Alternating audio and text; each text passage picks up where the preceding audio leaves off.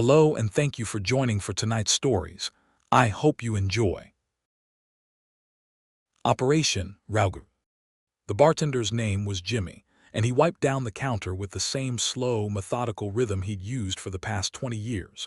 His hands were broad, knuckles scarred from bar fights he hadn't started but always finished. The neon sign outside flickered, casting a sickly green glow over the half-empty bottles of bourbon, and the single patron hunched over his drink. Jimmy didn't ask questions. That's why people came here.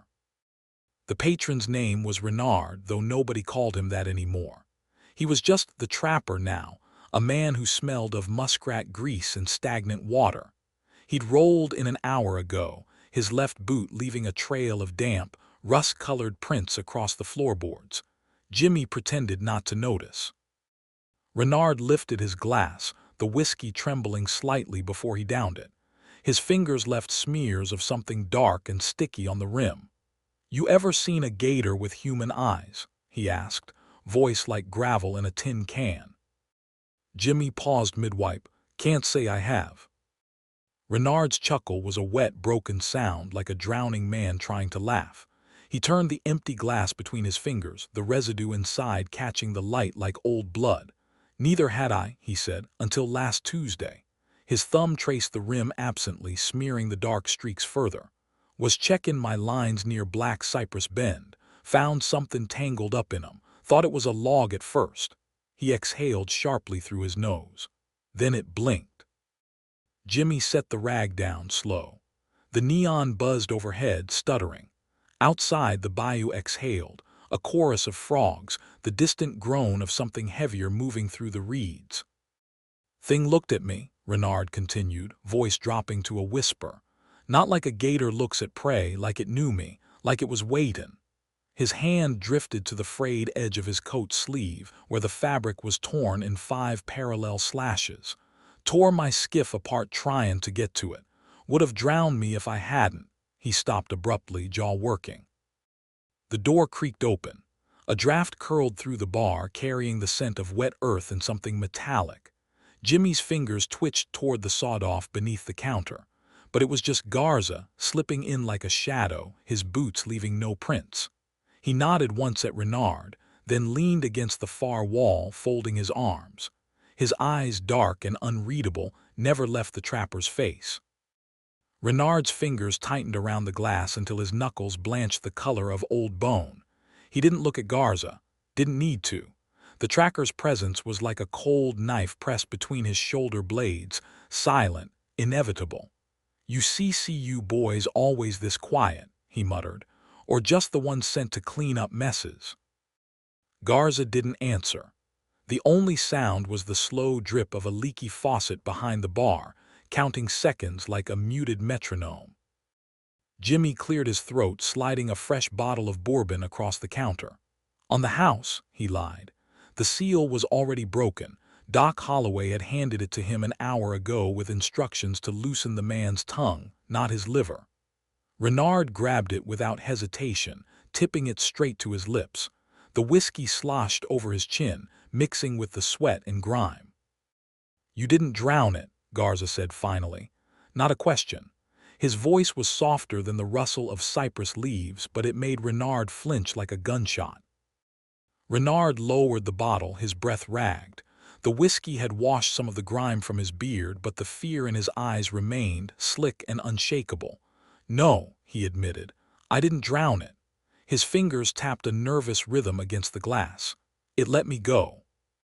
Garza pushed off the wall, the movement so fluid it barely disturbed the air. He circled the barstool like a wolf sizing up wounded prey. "Why?" The trapper's laugh was a dry, broken thing. "Asked me to deliver a message." He reached into his coat, slow, telegraphing every movement, and pulled out a mud-stained burlap sack. Something inside pulsed faintly, like a heartbeat. "Said y'all would know what it means." Jimmy's hand was under the counter again, fingers brushing the sawed-off's trigger. Garza didn't blink. He lifted the sack by its drawstrings, letting it dangle between them. The fabric split open with a wet tear.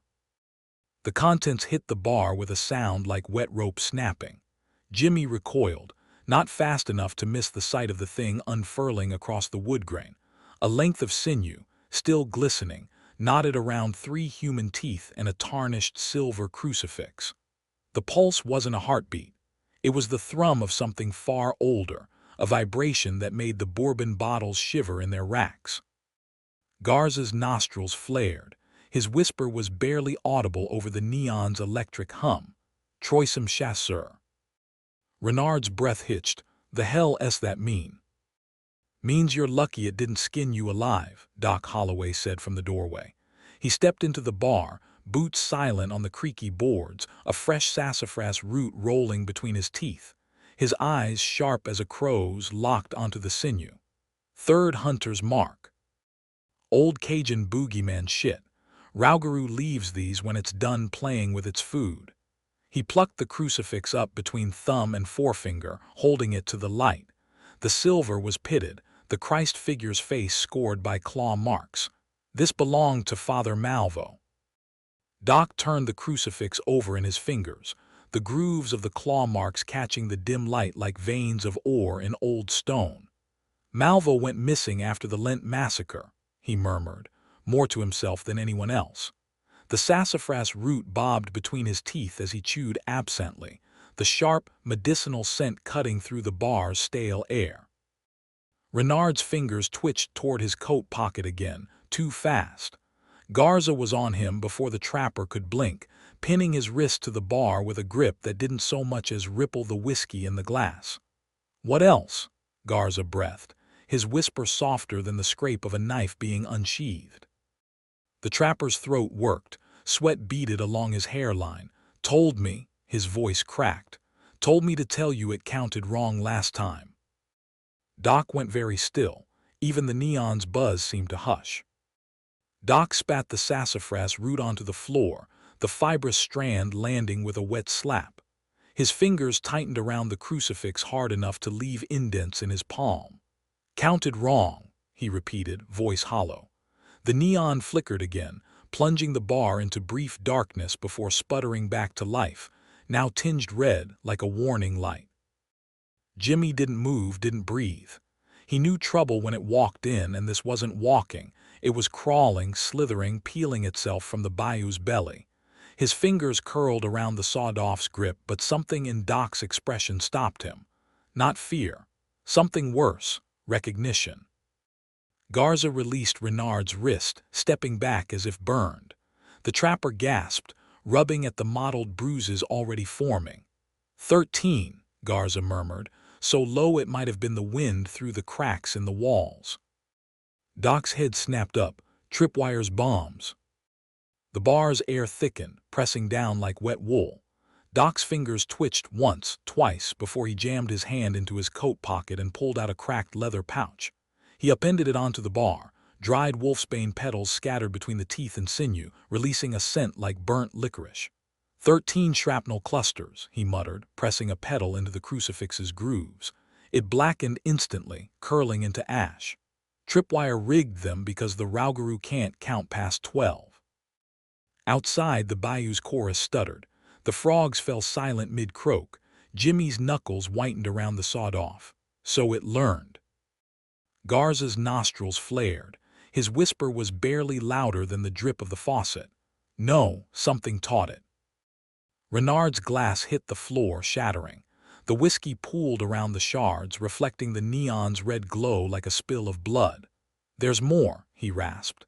His hands shook as he fumbled with his coat buttons, revealing a crude bandage wrapped around his torso. The fabric was soaked through, the stain too dark for blood. "It didn't just give me a message." He peeled back the bandage with a wet tear. The wound beneath the bandage wasn't a cut, it was a brand. The flesh had been seared in a pattern of intersecting lines, still weeping yellowish fluid at the edges. Jimmy's stomach lurched. He'd seen brands before, but this wasn't cattle iron or prison tattoo work. The mark curled into itself like a fractal, pulsing faintly in time with the sinew on the bar. Doc leaned in, his breath hitching. "Christ alive," he whispered. His fingers hovered over the wound without touching, tracing the air above the pattern. "That's no Rougarou mark, that's accounting." Renard's laugh was a wet, broken sound. "Accountin'." Garza's hand shot out, gripping Renard's shoulder hard enough to make the trapper hiss. Who else was there? His whisper was razor-edged. Who counted? Renard's lips peeled back from his teeth in something too jagged to be a smile. "Ain't who," he spat. "It's what?" His fingers trembled as they traced the edges of the brand, the flesh there hot to the touch despite the bar's chill. Wasn't alone out there, had a thing with it, tall, skin like old newspaper, stretched too tight. He shuddered, whiskey sloshing over the rim of his glass. Didn't move right, like it was unfolding itself piece by piece. Doc's hand froze mid-reach for another sassafras root. The neon's red glow deepened, casting his face in grotesque shadows. "Skinwalker," he murmured, the word hanging thick in the air. "That's why the Rougarou could count past 12. It had a teacher." Garza's grip on Renard's shoulder tightened, his knuckles bleaching white. "Where?" The trapper's breath hitched. "Black Cypress Bend, where the water goes still." His eyes darted to the door, then back, wild as a spooked horse. "But y'all ain't gonna like what else it said." He licked his lips, the motion slow, deliberate. "Told me to tell Vasquez. It remembers his mother's gumbo." Doc's hand froze halfway to his coat pocket. The neon's buzz stuttered again, plunging the bar into a heartbeat of perfect darkness before flaring back, now tinged an even deeper, arterial red. Jimmy's fingers flexed around the sawed-off's grip, the wood grain biting into his palm. "Vasquez ain't here," he said, too quickly. Renard's grin widened, showing teeth stained pink from whiskey and something darker.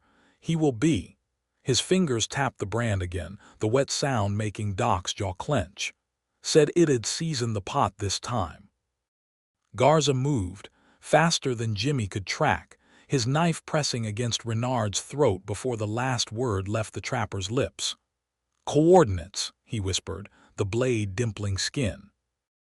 Renard didn't flinch. His laugh rattled like pebbles in a tin can. "Due south, where the water don't reflect right." His Adam's apple bobbed against the knife. "But you already knew that, huh?" The neon's hum died entirely this time, plunging the bar into silence so thick Jimmy could hear the slow drip of Renard's blood where Garza's knife bit deeper. Doc exhaled sharply through his nose, the sassafras root between his teeth snapping clean in half. "Black Cypress Bend," he muttered, tossing the broken root onto the bar. It landed atop the pulsing sinew, the fibers blackening instantly like wet paper catching flame. "That's where we lost Rook and Bishop." Garza's knife didn't waver, but his eyes flicked to Doc, just once, just enough. Jimmy saw it, the barest fracture in the tracker's ice. Renard saw it too. His grin turned feral, blood welling along the knife's edge. "Ain't just your boys down there," he rasped. "Whole damn Bend stitched with 'em, like a goddamn quilt." Doc's hand shot out, gripping Renard's chin hard enough to crack his jaw. "Speak plain," he growled, his breath hot with sassafras and bourbon. "What's stitched?" Renard's laugh gurgled around the blood in his mouth. "Skin, Doc, what else?" His tongue darted out, licking Garza's blade clean. "Yours, mine, even that pretty lieutenant's." His gaze slid to the door again, lingering, "Specially his." The bar's silence stretched like a noose. Even the dripping faucet stilled. Doc's grip on Renard's jaw tightened, then released all at once as if the trapper's skin had burned him. He wiped his palm on his coat, leaving streaks of something that wasn't sweat. "Garza," he said, voice low and measured, "check the perimeter." Garza vanished without a sound, the knife disappearing back into his sleeve. The door creaked open just wide enough for his shadow to slip through, then clicked shut behind him. Jimmy exhaled through his nose, the sawed-off's weight suddenly unbearable in his hand. "You're lying," he said to Renard, but the words lacked conviction. The brand on the trapper's torso pulsed faintly, its fractal edges writhing like worms in damp soil. Renard coughed, spitting a wad of blood-streaked phlegm onto the floor. "Ain't got the imagination for lies like these, barkeep." He leaned forward, the bar's wood groaning under his weight. "Seen it with my own eyes. Whole trees draped in it, skin stretched between branches like laundry, some still wet." His fingers twitched toward his bandage again, then thought better of it. Heard M2, whispering. Doc stiffened. What they say? Renard's pupils dilated, swallowing the last of the neon's red light. Same damn thing you been hearin' in your sleep, Doc. His voice dropped to a whisper, barely louder than the creak of the bar's floorboards. G-size quetu as rompu la cararm. Doc recoiled like he'd been slapped.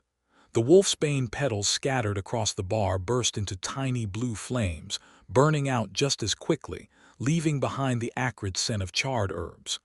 Jimmy's grip on the sawed-off tightened. He'd heard that phrase before, muttered by Father Malvo during last year's Lent debrief. It hadn't ended well. The door flew open with a bang, slamming against the wall hard enough to rattle the bourbon bottles. Garza staggered in, his usually pristine coat drenched in brackish water, his left sleeve torn to ribbons. His right hand clutched something, a mass of wet fur and sinew that dripped onto the floorboards with a sound like overripe fruit splitting. Perimeter's compromised, he rasped, voice raw. Found this nailed to the cypress outside. Doc reached for it, then froze. The thing in Garza's hand wasn't just fur, it was a pelt, still fresh enough to glisten under the neon. Human hair sprouted along its edges in patchy clumps, the skin beneath stippled with old needle marks. Jimmy's stomach lurched. He knew that pattern. Harlow's cybernetic eye glitched the same way when skinwalkers were near. Doc's fingers hovered over the pelt, not touching, just tracing the air above its ragged edges where the hair transitioned from coarse fur to human strands, blonde, matted with swamp water. Harlow's hair. They're peeling them, he murmured, voice hollow. The neon buzzed overhead, its red light catching the wet sheen of the pelt like fresh blood. Garza dropped it onto the bar beside the sinew-wrapped crucifix. The two objects twitched toward each other as if drawn by some invisible current. Renard made a choked sound and scooted back, his stool screeching against the floorboards. Told you, he wheezed. Whole bend stitched with them. Jimmy's finger tightened on the sawed-off's trigger. How close? Garza didn't answer. His gaze slid to the window, where the bayou's darkness pressed against the glass like a living thing. The frogs had gone silent. Even the mosquitoes, ever present in the swamp, had vanished. The only sound was the slow, deliberate click of Doc loading a silver-shelled round into his revolver. Garza's knife flashed back into his hand, not from his sleeve but from thin air like the blade had been waiting between seconds. They're here, he whispered. The words weren't a warning, they were a verdict. Doc didn't look up from the pelt. His thumb traced the needle marks, counting under his breath. 13, he muttered. Always 13. The revolver's cylinder snapped shut with a sound like a bone breaking. Jimmy swung the sawed-off toward the door, his pulse hammering in his temples. The neon flickered again, plunging the bar into darkness just long enough for the shapes to appear, tall, too tall, their outlines warped like reflections in funhouse mirrors. Then the light surged back, red as a fresh kill, and the shapes were gone. Renard gagged, clawing at his bandage. The brand beneath pulsed violently, the flesh splitting open like overripe fruit. Yellowish fluid oozed out, carrying with it the stench of spoiled meat and wet earth. Oh God, he rasped. It's counting. Garza's knife was already moving before Renard finished speaking, not toward the trapper, but toward the pulsing brand on his torso. The blade sliced through the air with a sound like parting silk, severing the infected flesh in one clean stroke. Renard screamed, but the sound was drowned out by the bar's neon exploding in a shower of sparks, plunging them into darkness. Jimmy didn't hesitate. The sawed-off roared, its buckshot tearing through the space where the warped shapes had been. The recoil jarred his shoulder, but he barely felt it. The scent of gunpowder mixed with something older, fouler, wet fur and rotting parchment. Doc's revolver barked twice, the muzzle flashes illuminating the bar in staccato bursts. In the flickering light, Jimmy caught glimpses of movement too fast, too wrong. Something scuttled across the ceiling like a spider, its limbs bending in ways that made his stomach lurch. Garza was a shadow among shadows, his knife flashing silver blue in the dark. He didn't speak. Didn't need to. Jimmy had seen enough ops with the tracker to know silence meant death was close. The sawed-off bucked again in Jimmy's hands, the muzzle flash illuminating a face. Not a face, pressed against the window. The glass held for half a second before shattering inward, jagged shards hanging in the air like suspended teeth. Garza's knife was there before the first fragment hit the floor, slicing through the space where the thing's throat should have been. It wasn't enough. The creature, all stretched skin and knotted sinew, twisted around the blade like smoke, its mouth yawning wide enough to swallow the neon's dying light. Doc's revolver barked again, the silver round punching a hole through its cheek. The thing didn't flinch. It laughed, a sound like a dozen voices unraveling at once. Renard was on the floor now, writhing, his hands clawing at the brand on his torso. The severed flesh had grown back, tendrils of something dark and root-like weaving through the wound. "It's in me," he choked, his voice splintering into something not entirely human. Garza didn't look back. His knife flicked out, severing one of the creature's grasping hands at the wrist. The severed fingers hit the floorboards and crawled, nails clicking like cockroaches. Jimmy stomped down hard, his boot crushing them into pulp that squirmed beneath his heel. The bar's darkness convulsed. Something wet and heavy hit the floor near Jimmy's feet. Renard's body, twitching as the roots beneath his skin thickened, splitting his ribs outward like a grotesque blossom. His scream curdled into a wet gurgle, then cut off abruptly as his jaw unhinged, tendons snapping like overstrung guitar wires. Doc's revolver flashed again, the silver round punching into Renard's forehead. The trapper's skull rippled, the bullet slowing as if sinking into tar before stopping entirely, suspended in the pulsing mass of his brain. "Christ!" Doc hissed, backpedaling. "Garza!" Garza was already moving, his knife a silver streak in the dark. He drove the blade into Renard's throat, not to kill, but to pin, the steel biting deep into the floorboards beneath the trapper's spasming body. The flesh around the wound bulged, something thrashing beneath the skin. Jimmy's sawed-off roared again, the buckshot tearing a hole through the ceiling where the spider-limbed thing had been. Plaster rained down, but the creature was gone. Only the sound of it remained, a skittering like knives on glass, circling just beyond the light. The bar's last functioning bulb burst with a wet pop, plunging them into absolute darkness. Jimmy's breath hitched. He could hear Doc's revolver click empty, Garza's knife scraping against bone as Renard's body twisted on the blade. Then, from the ceiling, a sound like wet leather stretching taut. Doc's voice cut through the dark, steady as a surgeon's scalpel. "Harlow's pelt, now." Garza didn't question. Jimmy heard the rustle of fabric, the wet slap of something hitting the floorboards. Doc struck a match. The flame guttered, revealing the pelt splayed out like a grotesque starfish. The human hair along its edges stood on end, quivering. The skittering stopped. The matchlight flickered, casting elongated shadows that twitched like hanged men. Doc's hand trembled, not from fear, but from the pelt's vibration against his palm. The human hair stitched into its edges were pulling, straining toward the ceiling with unnatural urgency. Garza's knife flashed up, slicing the air where the skittering had paused. The blade connected with something that squealed, not pain but surprise, like a child caught mid-mischief. Jimmy's sawed-off swung toward the sound, but Doc grabbed his wrist. "Don't," he hissed. "It's hurting us." The pelt jerked violently in Doc's grip, the needle marks along its surface flexing. Jimmy's gut twisted.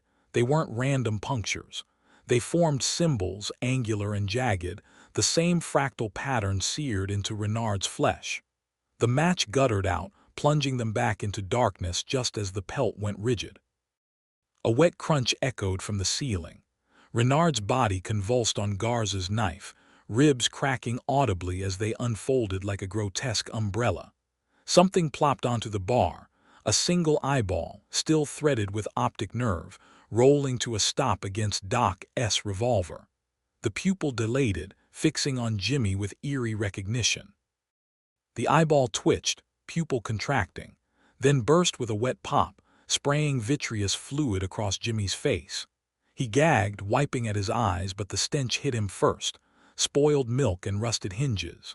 The bar's floorboards groaned as Renard's body unfolded further, ribs snapping outward like broken umbrella spokes, the cavity beneath pulsing with wet, muscular contractions. Doc didn't flinch. He dropped the pelt onto the spreading stain of Renard's fluids where it writhed like a landed fish. "Garza salt," he snapped, voice low. Garza's knife flicked out, severing a strip of his own coat sleeve. The fabric unrolled to reveal a line of coarse salt stitched into the hem. He scattered it over the pelt in a crescent moon shape, the grains hissing where they touched the damp flesh. The skittering above them resumed, closer now, purposeful.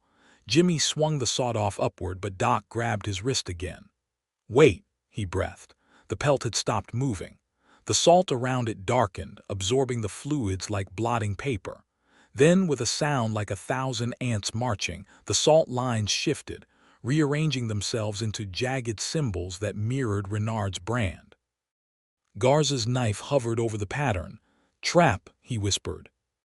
The skittering stopped again.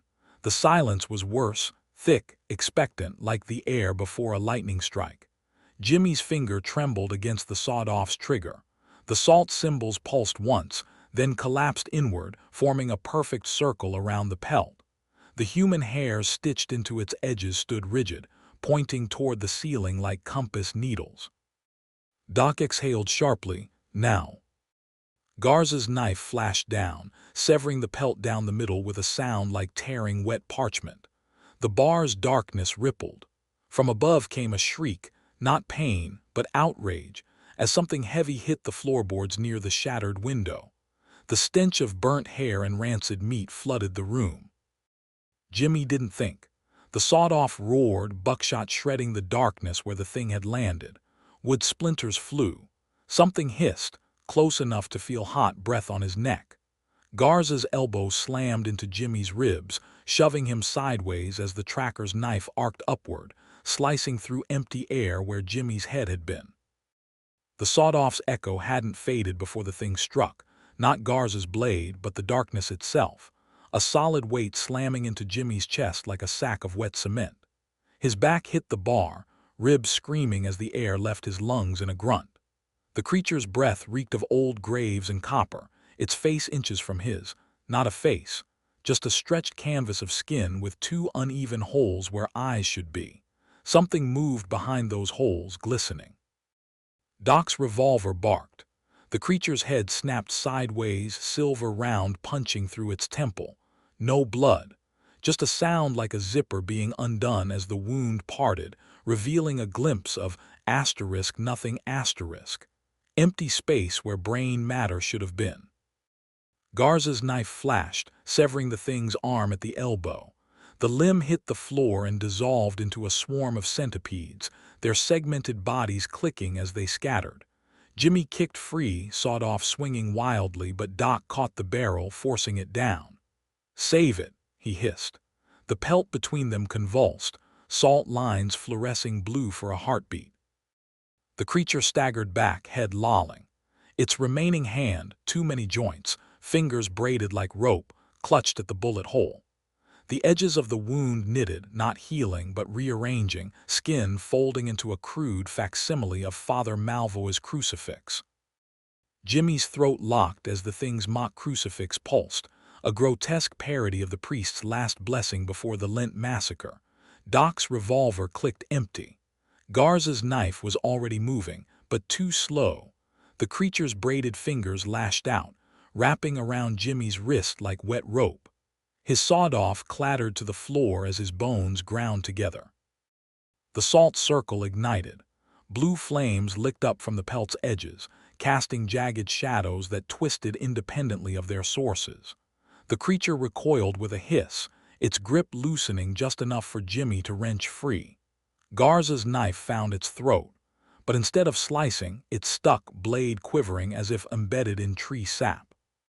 Doc lunged for the sawed-off. The creature's head rotated 180 degrees, empty eye sockets tracking him. Its mouth, a vertical slit that hadn't been there a second ago, parted with a sound like a coffin lid creaking open. 13, it rasped, the word vibrating Jimmy's fillings. The pelt burst into flames. Not blue this time, white, searing, the stench of burning hair giving way to something sweeter like sacramental wine. The creature screamed, a sound that shattered the remaining bottles behind the bar. Glass shards hung suspended in the air, each reflecting a different nightmare. Rook's ribcage blooming outward, Bishop's hands clutching his own extracted heart, Harlow's cybernetic eye weeping mercury. The suspended glass shards trembled, then sang, each fragment vibrating with the creature's scream. Jimmy clapped his hands over his ears, but the sound wasn't sound anymore. It was inside his skull, peeling back memories like wet wallpaper. He saw his mother's gumbo pot bubbling with things that weren't shrimp, saw Garza's knife hand twitch during last year's solstice exorcism, when the other thing whispered Vasquez's name. The vision stuttered as Doc tackled him behind the bar, their bodies hitting the floor just as the glass shards moved, embedding themselves in the wall where Jimmy's head had been. Garza didn't flinch. His boothiel ground into the flaming pelt, smearing salt and charred flesh into a crude sigil. The creature's scream hitched just for a heartbeat as the sigil's lines fluoresced violet. Doc seized the opening. He jammed the sawed-off's muzzle into the thing's mock crucifix wound and fired. The buckshot tore through its torso, spraying the ceiling with glistening strands of, not blood, something thicker, darker, that writhed where it landed. The creature collapsed, not dead but unmade, its limbs retracting like snapped rubber bands. Its skin puckered, folding inward until only the crucifix wound remained, pulsing wetly on the floorboards. Garza's knife finally came free with a sound like a cork popping. He didn't lower it. "Not done," he whispered. Jimmy's hands shook as he reloaded the sawed-off with shells from Doc's coat, silver-flecked, smelling of wolfsbane. The pelt's ashes swirled in an unfelt breeze, forming a spiral above the dying sigil. Doc's breath hitched. "It's marking the spot." The ashes settled into the shape of a crude arrowhead, pointing south, toward Black Cypress Bend. Doc exhaled through his nose, the wolfsbane sent from the reloaded shells making his eyes water. "They want us to follow," he muttered, thumb tracing the fresh scratches on his revolver's grip. The grooves matched the fractal brand on Renard's corpse. Garza crouched, knife tip hovering over the ash mark. The blade trembled not from fatigue but from the same unseen current that made Harlow's cybernetic eye glitch before meltdowns. "Not a trail," he whispered. "A tally." His knife flicked out, severing the arrowhead's tip. The remaining ashes twitched, reforming into a perfect number, 13. Jimmy's sawed-off creaked in his grip. The last time they'd seen that numeral, it was scored into Tripwire's motion sensors, right before the Rougarou outmaneuvered their trap by learning to count past 12. Doc's jaw clenched. It's not just skinwalkers teaching them anymore. The admission hung between them, thicker than the gunsmoke. Outside, the bayou's silence broke with a single gator's bellow, too close, too human in its cadence. Garza's head snapped toward the sound. His knife hand flexed, the blade catching the moonlight in a way that made the shadows writhe. "Vasquez," he breathed. Not a name, a warning. The lieutenant's silver-plated machete gleamed first, then the rest of him emerged from the swamp's edge, boots silent on the sodden earth. His scarred jawline was taut, eyes scanning the ruined bar without touching the corpses. "Report," he said, voice flatter than a graveside shovel. Doc tossed him the defiled crucifix. It spun once in the air, the wolfsbane threads unraveling mid-flight to reveal fresh carvings, a gumbo pot, steam curling into the shape of a noose. Vasquez caught it without looking. His thumb found the engraving, tracing it once before his grip tightened. The silver hissed against his palm. "Black Cypress Bend," he said, not a question. Garza's knife pointed south. The blade's shadow stretched impossibly long, intersecting with the ash mark's remnants. "They're stitching something there," he murmured, "bigger than pelts." Vasquez's machete slid free with a sound like a guillotine's rope snapping. The edge caught the moonlight wrong. Where it should have shone silver, it drank the light instead, leaving a trail of temporary blindness in its wake. Then we unstitch it. His gaze lingered on Renard's branded corpse. The fractal edges had spread, consuming the trapper's torso in a lattice of blackened veins. Burn him. Doc didn't argue. His fingers twitched toward his last sassafras root, then aborted the motion. Instead, he pulled a vial from his coat, holy water mixed with powdered silver, the same blend Father Malvo used before the Lent massacre. He poured it over Renard's body. The flesh bubbled, emitting a scent like scorched church incense. Jimmy's sawed-off twitched toward the window. The bayou's silence was absolute now. No frogs, no insects, just the occasional plink of water dripping from cypress knees. "We walking into a trap," he said. "Not fear, just arithmetic." Vasquez smiled. It didn't reach his eyes. Good. He stepped over Renard's dissolving corpse, boots leaving faint smoldering prints where the holy water pooled. Traps have triggers. His machete tapped the bar's edge once, twice. On the third tap, the remaining neon bulb exploded in a shower of crimson sparks. The shadows moved, not away from the light, but toward it, converging into a single inky mass that slithered out the door. Garza went first, knife held low and loose. Doc followed, reloading his revolver with shells wrapped in parchment, Harlow's last schematics repurposed. Jimmy brought up the rear, his sawed-off's muzzle brushing the occasional hanging moss. None of them spoke. The bayou didn't either. Black Cypress Bend wasn't marked on any map.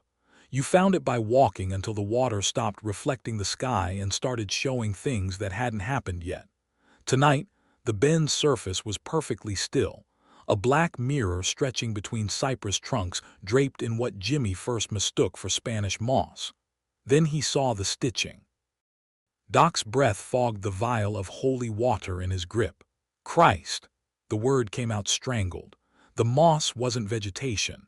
It was skin, dozens of pelts stitched together with sinew, hanging like grotesque banners between the trees. Some still had hair.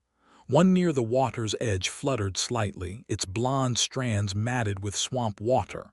Harlow's. Garza's knife flicked out, severing a hanging thread. The pelts didn't stir. The bayou held its breath. Vasquez stepped forward, machete glinting oddly.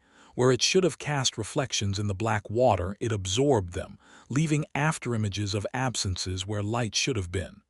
"They're waiting," he murmured. The water rippled, not from Vasquez's approach but from beneath, as if something immense had exhaled. The surface tension broke in a slow, spreading circle, revealing not swamp water underneath but a void, a perfect black disk that swallowed the moonlight whole. Doc's vial slipped from his fingers. It didn't splash. It vanished. Jimmy's sawed-off twitched upward. The pelts swayed, though no wind touched them. Their stitching pulsed like veins, the sinew threads glistening with fresh moisture. Garza's knife hand spasmed. His whisper was barely audible. "It's counting." The first pelt detached with a sound like a zipper parting flesh. It floated gently downward, unfolding midair into a grotesque parody of a human figure. Arms too long, joints reversed, face a featureless stretch of scar tissue. It landed silently atop the black water which held it, surface unbroken. Vasquez didn't hesitate. His machete flashed, cleaving the thing diagonally from shoulder to hip. The halves didn't bleed. They unfolded, each segment sprouting new limbs, new mouths slit vertically where nipples should have been. The mouths chorused together. G sighs. Doc's revolver barked twice. Silver rounds punched through the nearest mouths, silencing them. The stitched pelts trembled in response, their threads tightening audibly. The water rippled again. Another pelt detached, then another. Jimmy backpedaled, sawed off, sweeping across the hanging skins. His finger tightened on the trigger, then froze as Garza's knife pressed against his wrist. "Don't," the tracker breathed. "Sound draws it." The warning came too late. The bayou exhaled, a wet, rotting gust that set the pelts swaying in unison. Their stitching pulsed like veins, the sinew threads glistening with fresh blood. Beneath them, the black water darkened further, absorbing the moonlight like a sponge. Vasquez's machete twitched. Formation. They moved without speaking, Garza flanking left, Doc right, Jimmy covering the rear. Vasquez stepped forward alone, boots barely disturbing the water's surface. His shadow stretched long behind him, warping as it crossed the pelts. Where it touched them, the skins twitched, stitches straining. The first pelt hit the water with a sound like a knife through wet paper. It unfolded midair, limbs elongating grotesquely, fingers braiding into ropes of tendon. Vasquez didn't flinch. His machete flashed upward, severing the thing at the wrist. The severed hand hit the water and sank, fingers still twitching as it vanished into the void. Doc's revolver barked. Silver rounds punched through two more descending pelts, their faces still bearing fragments of Harlow's freckles. The skins burst like overripe fruit, spraying black fluid that sizzled where it touched Garza's salt-lined coat. Jimmy's sawed-off trembled in his grip. The bayou's silence was absolute now. No frogs, no insects, just the occasional plink of fluid dripping from the pelts. Then, from the water's center, a sound like a dozen zippers opening at once. The surface bulged. Something immense rose, not breaking the water but parting it, the liquid clinging to its form like oil. The shape was wrong.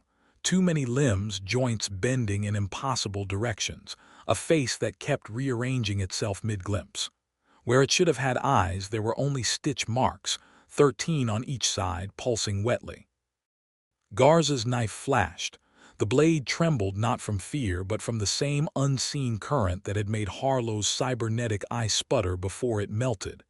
"Skinwalker Prime," he whispered. "Not a name, a classification."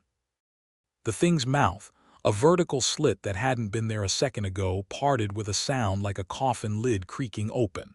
"Vasquez," it rasped, the word vibrating Jimmy's fillings. The lieutenant didn't flinch. His machete tapped the water's surface once, twice. On the third tap, the blade bit, slicing through the reflection of the moon. The water screamed. The pelts convulsed in unison, their stitches straining. Doc's revolver clicked empty. Garza was already moving, knife tracing sigils in the air, not to harm but to count, each slash marking a number. The creature hesitated at the 12th stroke. Its limbs twitched, joints locking mid-motion. Jimmy saw his chance. The sawed-off roared, buckshot tearing through the thing's torso. The pellets didn't penetrate, they stuck, embedded in the creature's flesh like raisins in dough. The Skinwalker Prime looked down, stitch marks flexing. Then it laughed, a sound like 100 zippers being undone at once. Vasquez moved. His machete flashed not at the creature but at the hanging pelts.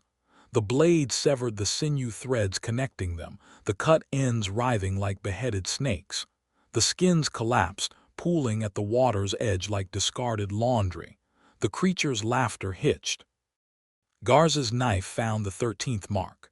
The blade trembled not from fear, but from the same current that had made Harlow's eye glitch before it exploded. He drove it home.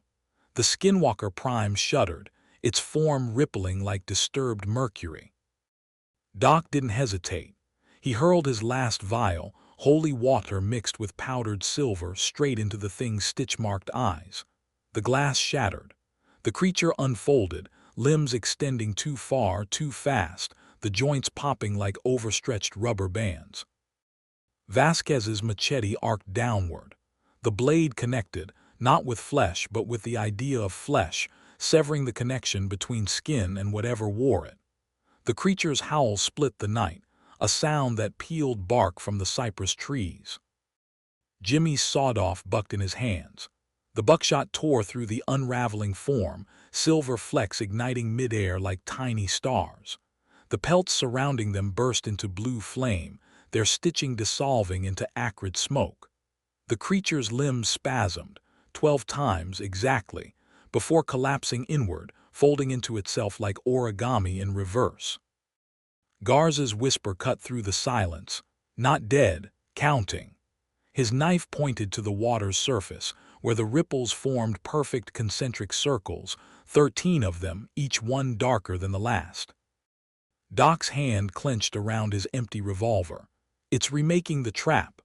His eyes flicked to the scorched pelts, Harlow's still smoldering, the blonde hair curling into blackened threads. The smell of burnt saints and wet copper hung thick in the air. Vasquez exhaled through his nose. His machete tapped the water once, a challenge. The 13th ripple shuddered, then stilled. The bayou held its breath. Jimmy's sawed-off creaked in his grip. The silence was worse than the screams. It was the quiet of a predator playing dead. Garza's knife twitched toward the nearest cypress trunk, where the bark had split open in a jagged mouth shape, oozing something that wasn't sap. The bark peeled back further with a sound like tearing parchment. Inside, nestled in the pulp, was Rook's tactical vest, still buckled, still streaked with Bishop's blood. The chest pocket bulged. Doc didn't need to open it. The stench of wolfsbane and rotting mint seeped through the fabric, Tripwire's last cluster bomb. 13 shrapnel fragments, Garza murmured. His knife traced the air above the vest, not touching, just counting the seams where the stitching had been chewed through by something with needle teeth. It learned. Vasquez's machete twitched. His reflection in the black water didn't.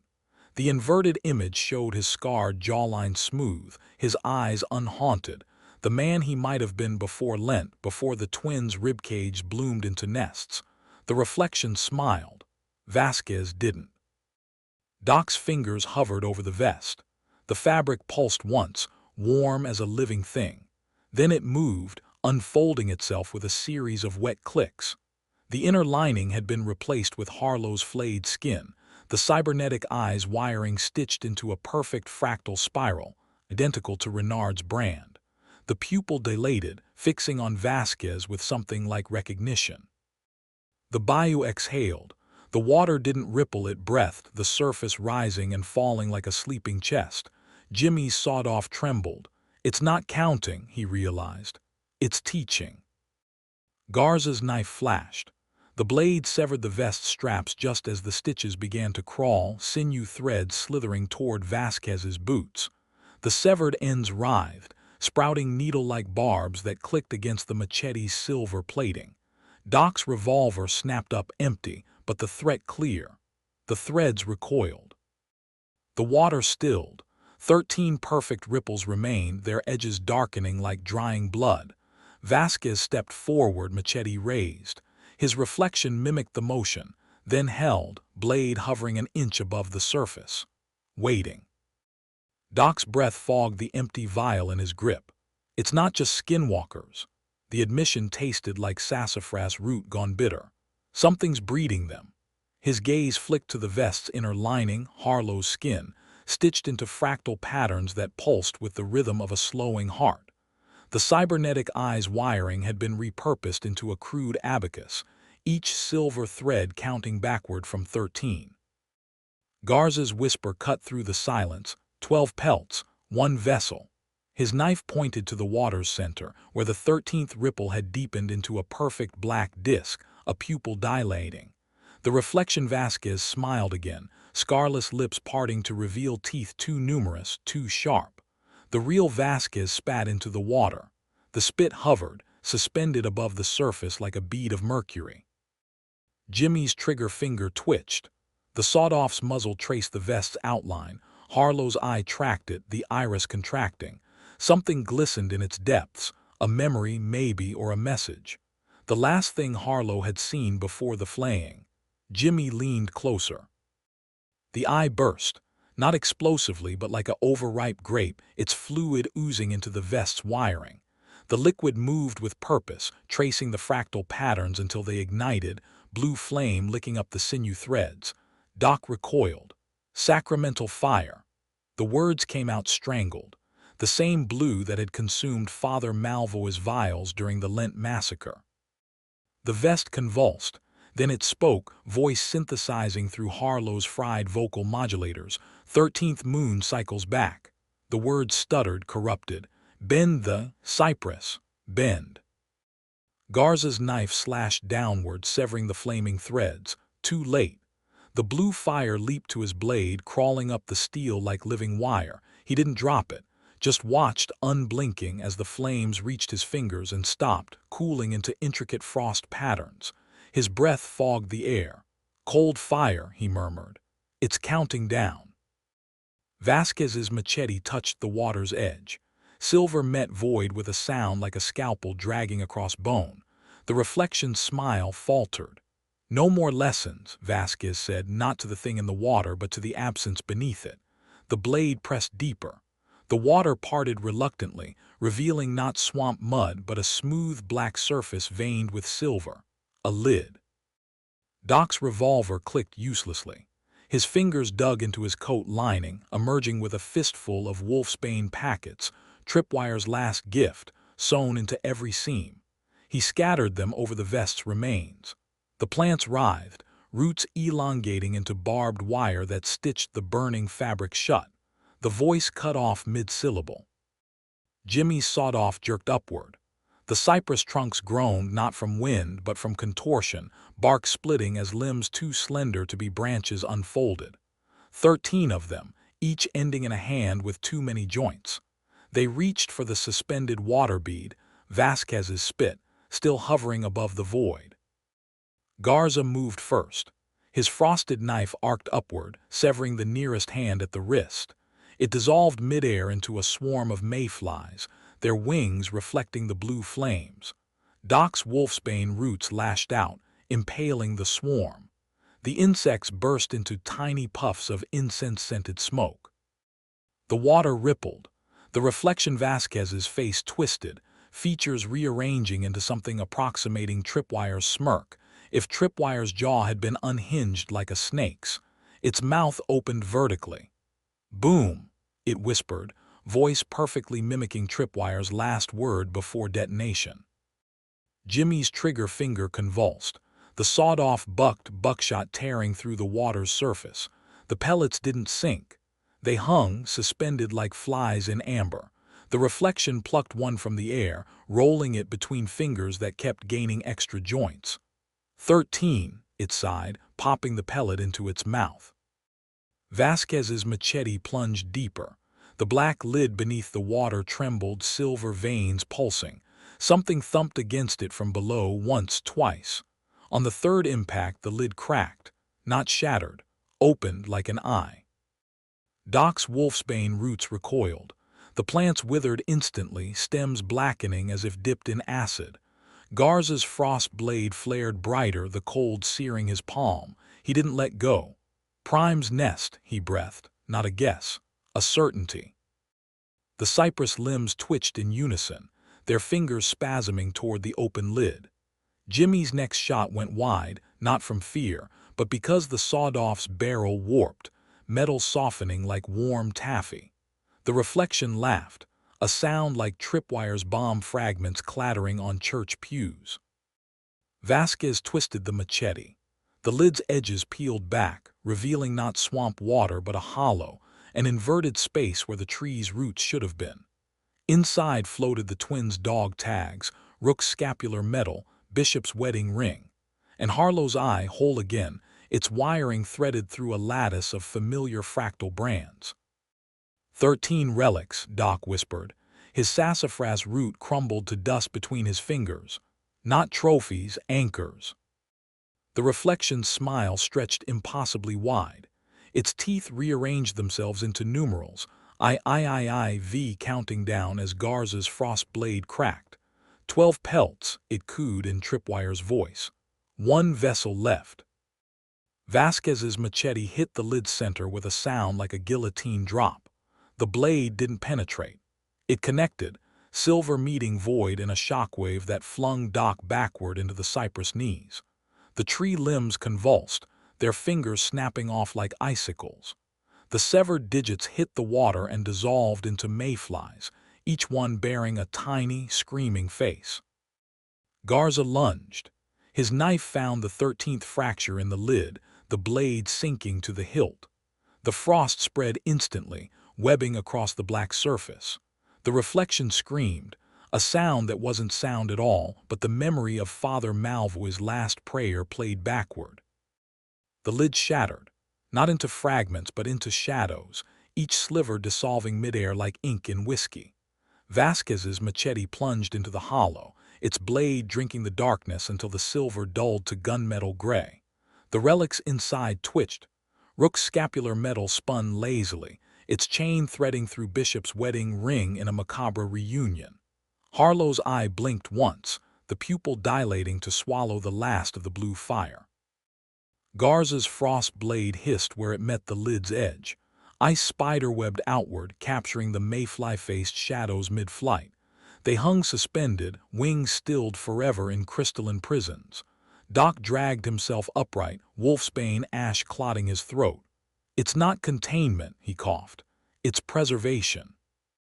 The reflection in the water shuddered. Vasquez's stolen face melted like wax, revealing the Skinwalker Prime's true form, a hollowed-out mannequin of stitched sinew, its chest cavity gaping where the 13th pelt should have been. It reached for the relics with fingers that kept multiplying, joint over joint, until its hands were centipede-like abominations. Jimmy's sawed-off groan, the warped barrel splitting open like overripe fruit. Silver buckshot pattered into the water, each pellet etching a tiny crater in the void's surface. The reflection screamed again, this time in Tripwire's voice, the sound syncopated like a detonation countdown. Garza's knife hand spasmed. Frost climbed his wrist, numbing the skin beneath. "It's rebuilding the trap," he whispered. "With us inside." The lid didn't break, it breathed, the edges flexing like a diaphragm around Vasquez's buried machete. The blade pulsed once, twice, then split down the middle with a sound like a zipper parting flesh. From the fissure bloomed Harlow's voice, synthesized through the static of a dying comms unit. "You're already inside." Garza's frost blade shattered first. The explosion wasn't sound or light, but absence, a perfect sphere of silence that swallowed the bayou's humidity in an instant. Doc's eardrums popped as the vacuum ripped his wolfsbane ashes into the void. He saw, rather than heard, Jimmy sawed-off disintegrate into silver shrapnel that hovered like a constellation around the lid's maw. The reflection Vasquez unfolded from the water, its limbs elongating like taffy stretched over a bottomless pit. Where it should have had a face, there was only the inverted hollow of the broken lid, a gaping pupil lined with the twins' dog tags, each one clicking like an abacus bead. It reached for Garza with fingers that kept dividing at the knuckles, endless iterations of the same grasping hand. Vasquez moved, his machete now blackened with void residue, scythed upward, shearing through the reflection's wrist. The severed hand didn't fall. It multiplied, each fingertip birthing a new palm that sprouted its own writhing digits. Garza's remaining knife flashed, counting them off in slashes, 11, 12, before the blade jammed at the 13th. The number hung in the air like a death sentence. The bayou exhaled one last time, a wet, rotting sigh that flattened the cypress knees into submission. The lid's broken edges pulsed like a dying jellyfish, each contraction spitting out relics. Rook's scapular metal clinked against Bishop's wedding ring, the sound echoing like a funeral bell. Harlow's eye rolled to a stop at Vasquez's boots, its wiring frayed into a perfect Fibonacci spiral. The pupil dilated, reflected in its black depths, Vasquez's own face, but not as it would be, jaw unhinged, eyes hollow. The Skinwalker Prime's final gift. Garza's knife hand trembled at 13. Frost climbed past his elbow now, crystallizing the sweat on his brow. He exhaled, a puff of vapor that didn't dissipate but hung, forming the numeral 13 in midair. The reflection Vasquez laughed with Tripwire's voice, the sound syncopated like a detonation countdown. "Boom," it whispered, and the floating number detonated, shards of ice embedding themselves in Doc's coat like shrapnel. Vasquez didn't flinch. His void-blackened machete arced downward, severing the connection between relic and reflection. The blade didn't cut, it unstitched, unraveling the Skinwalker's borrowed face thread by thread. The Prime screamed, a sound that wasn't sound at all but the memory of Father Malvois's last prayer played backward. Its hollow chest cavity gaped wider, ribs unfolding into a grotesque nest where the 13th pelt should have been. Inside, something glistened. A fang, black as the hole beneath the water. Jimmy's ruined sawed-off twitched in his grip. The warped barrel split further, ejecting a single silver pellet, the one he'd chambered before the bayou went silent. It rolled toward the lid's maw, picking up speed as if pulled. The reflection Vasquez lunged, fingers elongating into barbed wire to intercept it. Too late. The pellet clicked against the fang inside the prime's ribs, the sound louder than any gunshot. The pellet struck the fang with a sound like a clock's final tick. Time didn't stop. It folded, the bayou's humid air collapsing inward as the two objects fused. Silver met void in a silent detonation that peeled back layers of reality like skin from a blister. Garza saw it first. His frostbitten fingers twitched toward the impossible geometry unfolding between the fang and pellet, a Klein bottle of screaming faces, its surface etched with fractal brands that matched Renard's wound. Doc's ruined eardrums registered the absence of sound as pressure. His wolfsbane-stained teeth cracked under the strain, but his hands moved on muscle memory alone, reloading the revolver with shells wrapped in Harlow's last schematics. Vasquez's machete dragged him forward as if the blade had its own gravity. The prime's ribcage yawned wider, stitches popping as its chest cavity inverted into a tunnel lined with wet, blinking eyes. Harlow's, Bishop's, Rook's, all threaded together by optic nerves stretched into harp strings. A dissonant chord shivered through the air as the fused pellet fang contraption began spinning, its revolutions counting down. 12, 11, 10. Jimmy's ruined sawed-off disintegrated entirely, the barrel unfurling into a sheet of liquid metal that wrapped around his forearm like a gauntlet. The silver crawled upward, etching protective sigils into his flesh, the same symbols Tripwire had painted on his last bomb cluster. His fingers spasmed. The countdown hit 7. The countdown hit 0, not with a bang but with a click, the sound of a padlock opening inside a dream. The fused pellet fang contraption stopped spinning, hovered. Then it unfolded, metal and void peeling apart like an origami grenade blooming in reverse. What spilled out wasn't shrapnel. It was texture, something between oil and muscle fiber, vibrating at a frequency that made Jimmy's silver gauntlet hum like a plucked string. Garza's frost-bitten fingers brushed the unfolding edges. The frost spread, not as ice but as pattern, branching across the surface in fractal whorls identical to Renard's brand. His whisper was barely audible. "It's not a trap, it's a map." Doc's revolver clicked empty again. He didn't reload, just stared as the fractal frost reached the prime's ribcage, crystallizing the harp-string nerves into glassy filaments that played their own disintegration. The notes weren't sound.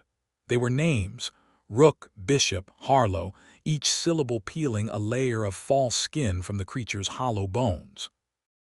Vasquez's machete trembled, not from fatigue. The blade was feeding, silver veins pulsing as they drank the unfolding void. His reflection in the black water did mimic the motion. It watched, detached, as the real Vasquez stepped forward, boots sinking not into swamp mud, but into the idea of mud, the ground remembering what it should feel like. The bayou inhaled. Not metaphorically. The water itself contracted, cypress roots groaning as the black mirror surface sucked inward like a lung collapsing. Vasquez's machete, still buried in the prime's ribcage, pulsed once. Silver veins darkened to arterial black. The blade wasn't cutting anymore. It was suturing. Doc's revolver hit the water with a sound like a coffin nail dropping.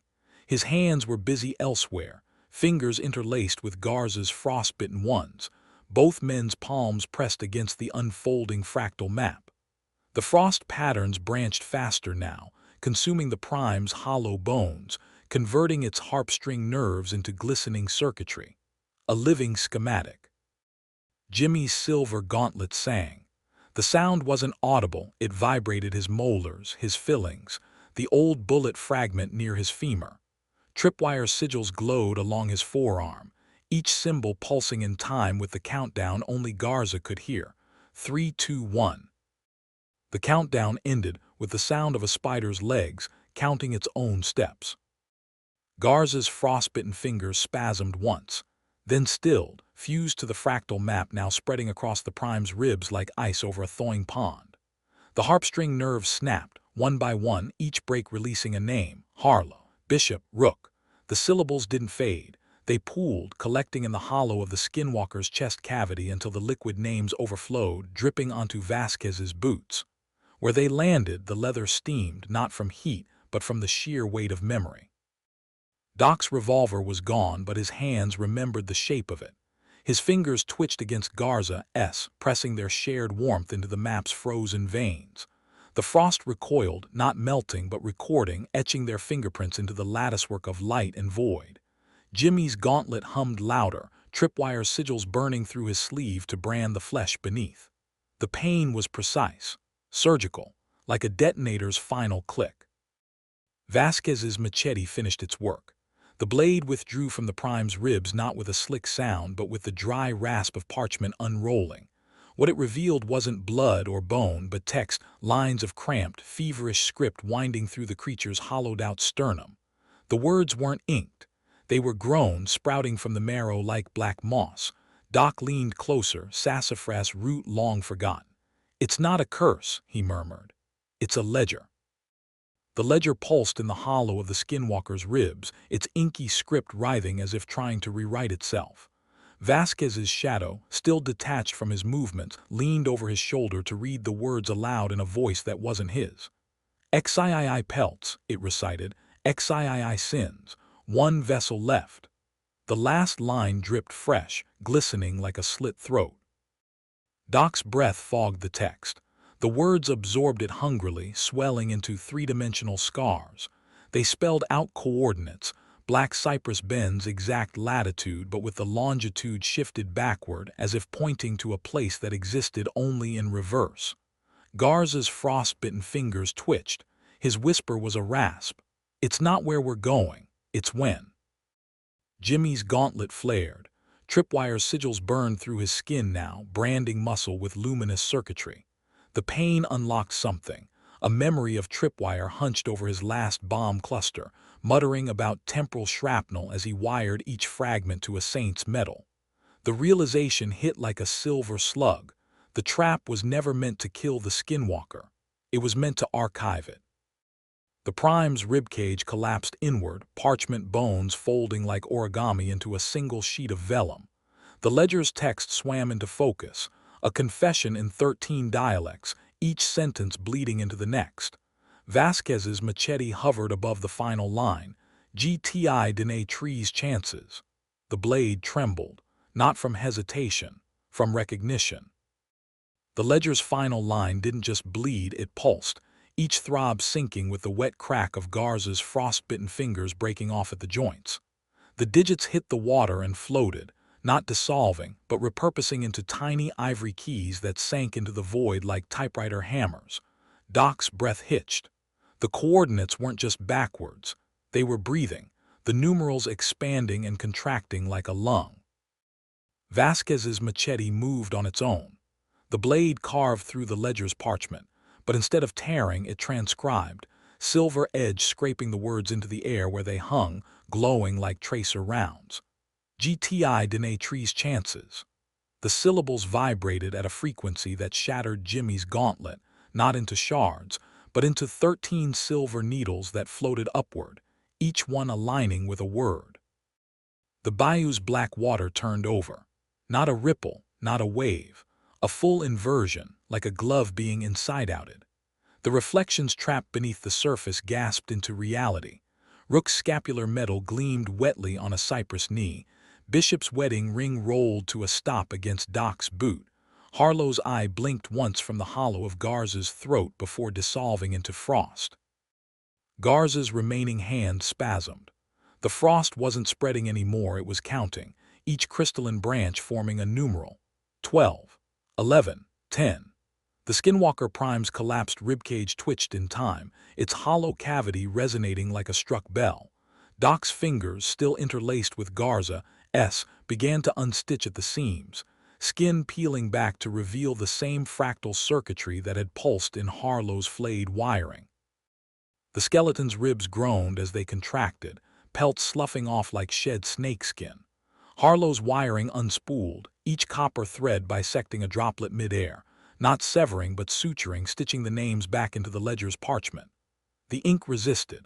It was alive, squirming like a nest of eels until Jimmy's reforged gauntlet slammed down, tripwire sigils branding the page with a sound like a vault ceiling. The name stilled, frozen mid-script. Jimmy's reforged gauntlet clenched. Tripwire sigils glowed along his forearm, not as brands but as indices, each symbol pulsing in time with the skeleton's rattling breath. "It's not a trap," he realized aloud, voice raw. "It's a table of contents." The skeleton's ribs exhaled. Not air, ink, thick and cloying, splattering across the ledger's final page.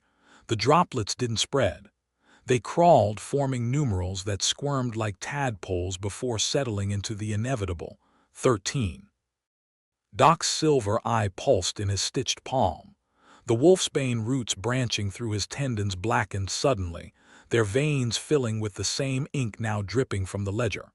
He tried to speak, but his teeth were numerals now, clicking against each other in a countdown only Garza could hear. 3, 2, 1. Vasquez felt it before he saw it. The machete's weight shifting in his grip, its borrowed memories slithering into his tendons. Rook's dog tag burned against his palm. Bishop's ring pulsed like a second heartbeat. The book in the skeleton's ribs groaned open, its pages not paper but pelts, each one stitched with a chapter of their undoing. Doc's vomited bridle yanked the quill sideways. Ink splattered, no, scattered, each droplet becoming a mayfly with Harlow's circuitry woven through its wings. They swarmed the ledger's open pages, their tiny legs etching corrections in silver cursive. Jimmy's gauntlet convulsed, tripwire sigils now tattooing the air itself, each glowing symbol a padlock clicking shut on some unseen door. Garza's flayed arm twitched. His frostbitten fingers, still floating, still numerals, rearranged into a new sequence. 14. A counting error. A crack in the skinwalker's arithmetic. The skeleton's ribs screamed, a sound that unstitched the bayou's surface into concentric ripples. Vasquez's machete moved without him. The blade licked upward, splitting the quill's noose mid-swing. The severed strands didn't fall. They multiplied, braiding into 13 identical nooses that hung suspended, each one swaying to the rhythm of a different victim's last breath. Doc's silver eye rolled backward in its socket. What it showed now wasn't the present, but the pattern. Harlow's equations resolving into a map of scars across Vasquez's future skin. The graphs on his machete squirmed in recognition, Rook's dog tag chiming against Bishop's ring like a clock striking midnight. Too late. The first noose dropped. It didn't swing for a neck. It dipped into the ledger's pages like a pen refilling its nib, emerging soaked in something thicker than ink. Blood memory. The taste of Lenten wine soured on Vasquez's tongue as the noose wrote its first word, repent. The story's end wasn't ink. It was a hook buried deep in the meat of Vasquez's tongue, tugging his jaw open wider than anatomy should allow. The noose's bloody repent dripped down his chin, but the letters didn't splatter. They swam, wriggling like leeches, toward his machete's grafted skin. Rook's dog tag chimed, not a warning, a welcome. Doc's silver eye burst. Not from pressure, from recognition, its shattered lens refracting 13 versions of Garza's flayed arm rearranging into 14 again. The error spread, frost crackling across the ledger's pages as numerals mutated. 13 becoming 14 becoming 7. A grotesque calculus that made the skeleton's ribs spasm like a broken abacus. Jimmy's gauntlet seized. Tripwire sigils weren't breathing anymore. They were screaming, their silver lines peeling off his skin to stitch the air itself into a cage. The nooses thrashed, their braids unraveling into hair-thin filaments that pierced the ledger's pages. Not writing, siphoning. Vasquez tasted communion wine again, this time laced with wolfsbane and Bishop's last exhale. The machete moved, not in Vasquez's grip. Through it, the blade's grafted flesh slithering up his wrist like a second nervous system. Rook's dog tag fused to his pulse point, Bishop's ring nested in the hollow of his throat. The weapon wasn't his, had never been. It was a conduit, and the thing on the other end had finally started pulling. Garza's frostbitten numerals dissolved, not into water, into script, each digit inking itself across the skeleton's quivering ribs. The 14 burned brightest, its uneven arms glowing like a broken cross. The skeleton's jaw unhinged further, its pelt sloughing off to reveal the book's true cover, a face. Harlow S. Rook S. Bishop S. All stitched together at the seams, their lips moving in unison around a single word. Count. The count never ended. The hollow hunger. The soccer ball rolled into the street just as Elias Carter was locking his office door. A kid in a neon yellow jersey chased after it, sneakers slapping against wet pavement. Carter caught the ball mid-bounce, fingertips stinging from the cold. "You're gonna lose this thing if you keep kicking it toward traffic," he said, tossing it back. The kid grinned, all gaps in his teeth, and yelled something in Cree before darting off. Carter didn't speak Cree, but he recognized the word for hungry. Inside his car, he cranked the heat and stared at the file on his passenger seat. The university archives had finally coughed up the box he'd requested 6 months ago, moldy ledgers from a Hudson's Bay trading post, shut down in 1893 after half the staff vanished. The clerk had handed it over with a smirk. "Enjoy your ghost stories, Doc." His phone buzzed. A grad student, Lena had texted, "Found something you'll want to see. Paul says it's bullshit, but Ike," followed by a photo of a journal page, the ink blotted by what looked like old blood. Carter squinted. The handwriting was a frantic scramble, but 2 phrases stood out: starving God and bent trees. The journal page photo burned in Carter's mind all the way to Lena's apartment. He knocked twice before letting himself in with the spare key she'd given him, ostensibly for emergencies, though mostly for when she forgot her coffee thermos. The place smelled like burnt popcorn and printer ink. Lena sat cross-legged on the floor, surrounded by photocopies of 19th century maps, her laptop balanced precariously on a tower of ethnography textbooks. Paul lounged on her couch, scrolling through his phone with the practiced disinterest of someone pretending not to be fascinated. "Show me," Carter said, shrugging off his coat. Lena thrust the journal at him like it might bite. The leather binding was cracked with age, the pages brittle as dead leaves. The entry was worse up close, not just blood stains but smears, as if someone had gripped the paper with wet fingers. Carter's pulse hitched at the coordinates scribbled in the margin. "Where'd you find this?" "Storage room B," Paul said without looking up. "Behind a crate of whalebone corsets. Real Indiana Jones shit." Lena elbowed him. It was in a false bottom of an old strongbox. The trader's name was McAllister. He disappeared 3 days after writing that. She tapped a yellowed newspaper clipping beside her knee. "Trading post manager vanishes. Local tribes blame Wendigo."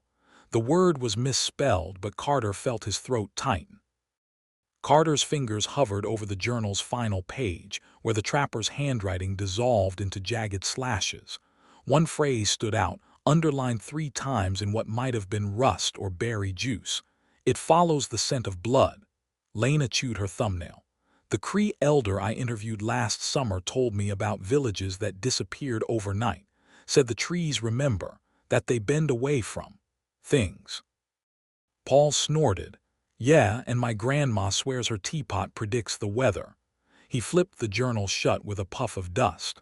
"Look, Doc, it's a cool story, but it's just some frontier dude losing his mind to scurvy and bad whiskey."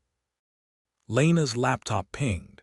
She swiveled the screen toward Carter, a topographic map with the journal's coordinates pinned like a bullseye. "It's real.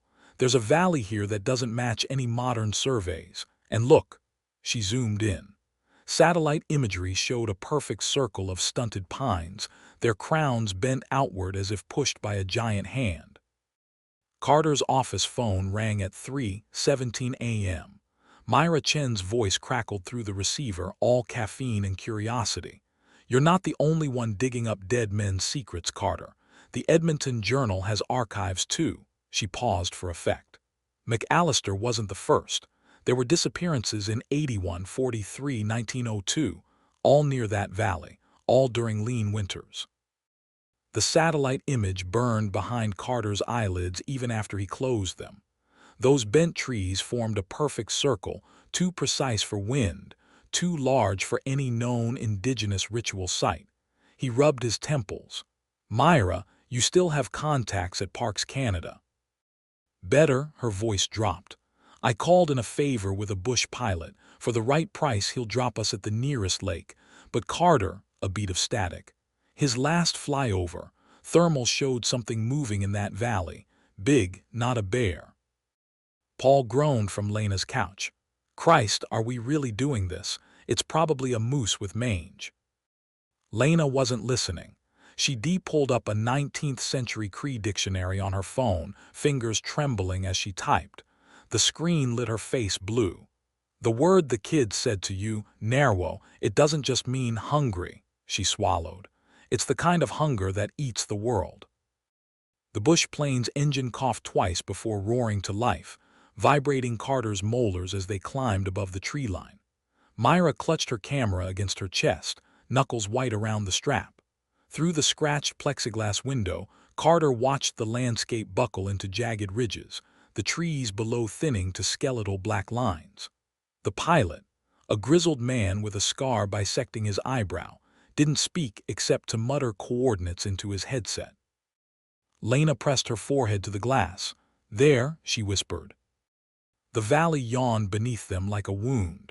The trees at its edges bent unnaturally outward, their trunks twisted as if recoiling. Carter's gut tightened.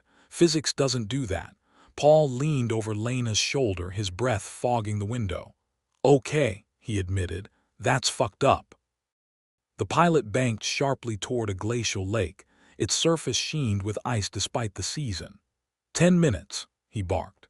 Myra unbuckled and shoved a duffel at Carter. Inside, a flare gun nestled beside a first aid kit.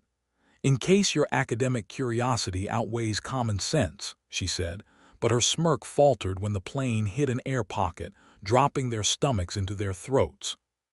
The lake swallowed the plane's floats with a hiss of melting ice. Carter was the first out, boots crunching on the brittle shore. The air smelled wrong, not pine or snow, but something metallic, like a freezer full of old meat. Jesse Boone, their guide, already had his rifle unslung, scanning the tree line with the calm of a man who'd spent too many winters counting shadows. "We got 2 hours of daylight," he said. "Move fast or freeze slow." Myra jumped down with her camera already clicking, capturing the way the light bent around the valley's mouth. "Those trees aren't just leaning," she murmured. "They're bowing." Paul snorted, but even he paled when Lena pointed silently at the trunks, deep gouges raked into the bark, too high for any bear. Jesse ran a gloved finger along one. "Claws," he said, "but nothing walks upright that tall." They followed the trapper's map toward the waterfall, the GPS blinking ominously as the signal flickered in and out. The forest grew quieter the deeper they went, until even their footsteps vanished into the muffled silence. Then Lena froze. "Do you hear that?" she whispered. Carter didn't until he did. A wet, rhythmic clicking like knuckles popping in reverse. It came from above. Jesse slowly tilted his head up. The trees were full of bones. The bones weren't scattered, they were arranged. Rib cages woven between branches like macabre bird nests, femurs lashed into crude wind chimes that clicked in the non-existent breeze. Carter's breath fogged in the air, each exhale sharper than the last.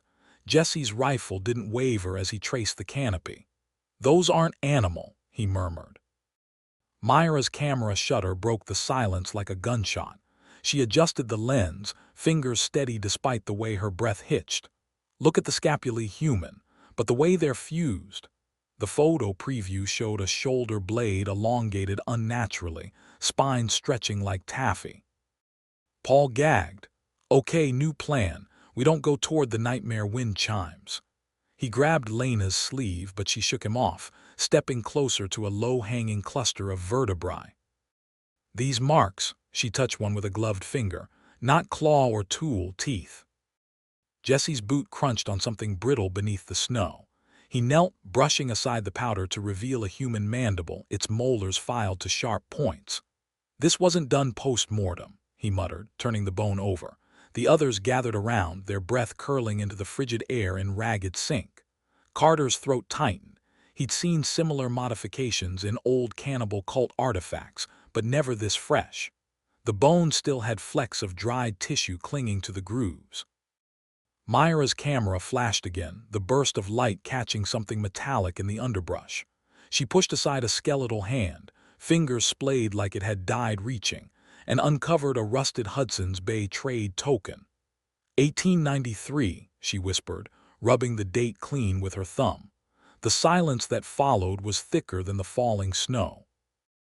Lena stood abruptly, her parka scraping against a low branch. "We should go back." Her voice wavered, less conviction than plea. Paul gripped her elbow, but she shook him off, pointing at the trees ahead where the skeletal arrangements grew denser. "They're leading us somewhere." The wind shifted then, carrying a scent that made Jesse's rifle snap up, coppery and sweet, like meat left to rot in honey. Carter's stomach lurched. 20 yards ahead, the waterfall's roar swallowed all other sound, its mist freezing midair into needle-like crystals. The trapper's journal had mentioned a fissure behind the cascade. Carter counted his pulse against his ribs. 5, 4.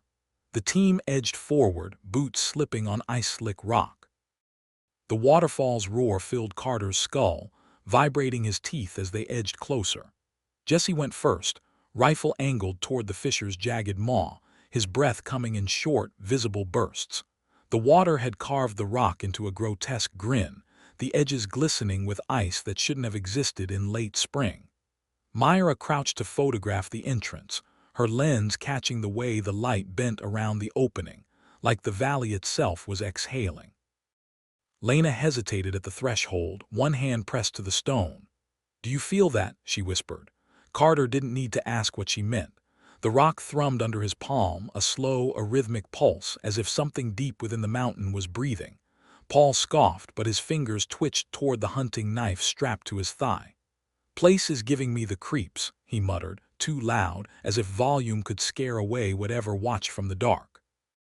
Jesse flicked on his headlamp. The beam cut through the waterfall's mist, illuminating glyphs carved into the tunnel walls, crude stick figures with elongated limbs, their mouths gaping wide. Carter traced one with a gloved finger. "Cree," he said, though the symbols were older than any he'd seen in archives. The last glyph showed a figure with antlers, its belly swollen, standing over smaller shapes. Feasting, Carter realized, and his stomach turned. The tunnel narrowed, forcing them single file, their shoulders brushing against wet stone. The air grew thicker, staler, carrying the same metallic sweetness they'd caught outside. Myra gagged quietly. "Like a slaughterhouse freezer," she breathed. Jesse didn't reply, his rifle stock pressed tight to his shoulder. The headlamp's beam trembled slightly, the only hint he was rattled. The tunnel walls pulsed tighter around them like a throat swallowing. Carter's headlamp flickered, casting jagged shadows that slithered ahead of their footsteps. Lena's fingers brushed a fresh marking, a handprint smeared in something dark and tacky. She recoiled, glove glistening. "Not old," she whispered. Paul's knife was out now, blade catching the weak light. Then the ceiling dripped. A single drop hit Myra's camera lens, thick as syrup. She wiped it, then froze. The liquid streaked crimson across her viewfinder. Above them the rock wept blood in slow, fat beads. Jesse's rifle snapped upward, but the beam revealed only shadow. "Move," he hissed. They ran, boots slipping on suddenly slick stone, the coppery stench rising in waves. The tunnel spat them out into a valley that defied reason. The valley breathed. Carter felt it first, a slow, rhythmic expansion beneath his boots, as if the earth itself had lungs. The air here tasted wrong, thick with the cloying sweetness of spoiled meat and something older, metallic. The trees encircling the clearing weren't just bent, their trunks twisted inward like supplicants bowing to an unseen altar. Lena's glove squeaked as she tightened her grip on Paul's sleeve. "This isn't possible," she whispered. The village before them stood pristine, smoke curling from chimneys, but the silence was absolute. No birds, no wind, just the creak of Jesse's rifle strap as he adjusted his grip. Myra's camera clicked once, twice, capturing the way the afternoon light bent around the longhouses, refusing to touch their thatched roofs. "Look at the shadows," she murmured. Carter followed her gaze. The shadows stretched too long, pooling blacker than they should have in broad daylight. One detached itself from a cabin's eaves, sliding across the snow toward them in a liquid smear. Jesse fired before it reached them. The bullet passed harmlessly through, embedding in a tree trunk with a wet thunk. The shadow paused, then rippled like laughter. "Run," Jesse said. The word run barely registered before Lena was already moving, her boots skidding on frozen pine needles as she bolted for the tree line. Paul lunged after her, grabbing the strap of her backpack. "Not that way," yanking her sideways just as the ground where she'd been standing split open with a wet, tearing sound. Carter caught a glimpse of something pale and segmented writhing in the fissure before Jesse's rifle barked again, the muzzle flash lighting up the horror in stop motion. The village's shadows weren't just stretching. They were peeling off the cabins, pooling together into a hunched, many-limbed thing that scuttled after them on too many joints. Myra's camera flashed once, an instinctive, useless gesture, before Jesse grabbed her arm and shoved her toward the waterfall's roar. "Go through it," he snarled. Carter felt the cold spray hit his face as they plunged into the cascade's icy curtain, the water punching his breath away. For 3 heartbeats there was only freezing blackness, and the sense of something large moving just beyond the wall of water. Then they burst out the other side, slipping on algae-slick rock.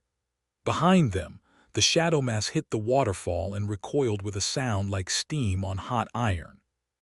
"Told you," Paul panted, wiping blood from a split lip. "Fucking hate water." Jesse wasn't listening. He was staring at the cave wall where his bullet had struck. The rock wasn't chipped, it was bleeding, thick rivulets oozing from the impact point. Carter's stomach lurched as a drop hit his boot with a sizzle, eating through the leather like acid. "Move," Jesse whispered. They ran deeper into the tunnel, their headlamps bouncing off walls that pulsed faintly, as if lit from within by a dying ember. The tunnel's air grew warmer the deeper they fled, the stone underfoot shifting from jagged rock to something spongy and yielding. Carter's boots sank slightly with each step, as if the mountain itself was breathing beneath them. Lena gasped suddenly, her headlamp catching on strands of what looked like spider silk, except the filaments were too thick, glistening with moisture, stretching across the passageway at chest height. Jesse slashed through them with his hunting knife, the strands snapping with a sound like tendons tearing. The severed ends writhed briefly before going still. Myra's camera clicked again, the flash illuminating carvings further down the tunnel, more stick figures, but these were different. The antlered figure lay on its side, belly distended, while smaller shapes crawled inside its ruptured stomach. "It ate them," Lena whispered, her voice cracking. "Not just ate, housed them." Paul retched violently, his vomit hitting the wall with a sizzle. The stone absorbed it hungrily. Jesse's headlamp flickered again, the beam thinning to a sickly yellow. In the failing light, Carter saw the truth of the walls. They weren't stone at all, but layers upon layers of compressed hide, the occasional tooth or finger bone jutting through like geological inclusions. He pressed a hand to the surface. It pulsed once, firmly, against his palm. Then the whispering started. The whispers weren't voices, not exactly. They were the sound of wind through dead grass, the creak of a branch weighted with snow, the wet click of a dislocating jaw. Carter felt them more than heard them, vibrations skittering up his spine like insect legs. Lena clamped her hands over her ears, but it didn't help. The sound was inside her skull now, curling around her thoughts like smoke. "Run," it sighed in Paul's voice. "Leave her," it urged in Jesse's. Myra's camera strap snapped. The Nikon hit the spongy ground with a thud, the flash firing wildly, strobing the tunnel in jagged bursts. In the flickering light, the walls moved, rippling like muscle under skin, the embedded bones twisting to face them. Jesse lunged for the camera, but a tendril of that glistening webbing lashed out, wrapping around his wrist. It yanked him off balance, his boots skidding on the suddenly slick floor. Carter grabbed his belt just as the web tightened with a sound like cracking knuckles. Jesse's knife flashed, severing the strand. The severed end writhed, spraying a thin arc of fluid that ate through Paul's jacket sleeve like lye. "Go," Jesse roared, shoving them forward. They ran, their headlamps dying one by one, the darkness pressing in like a living thing. The tunnel began to narrow, the ceiling dipping lower until they were crawling, their elbows sinking into the fleshy floor. Carter's light guttered out completely, leaving only Myra's dying phone screen casting a sickly blue glow. The air was thicker here, hot and damp as breath. Something brushed Carter's ankle, not web, not bone, but something cold and deliberate, fingers tracing his bootlace. He kicked wildly, his heel connecting with something that gave way with a wet crunch. Carter's scream tore through the tunnel, swallowed instantly by the spongy walls. The thing gripping his ankle pulled harder, not yanking, but savoring the drag of his boot through the muck. Jesse twisted around in the cramped passage, his knife flashing in Myra's dying phone light. The blade bit deep into something that hissed like steam escaping a kettle. The pressure on Carter's leg vanished, replaced by a wet, rhythmic slurping from the darkness ahead. Lena sobbed once, a sharp, punched-out sound. Her fingers clawed at Carter's jacket. "It's hurting us," she whispered. The realization hit Carter like a gut punch. The tunnel wasn't narrowing randomly. It was funneling them somewhere specific. The walls pulsed in time with the slurping, guiding them forward like a peristaltic throat. Paul's voice came from up ahead, strangled with panic. "There's a drop."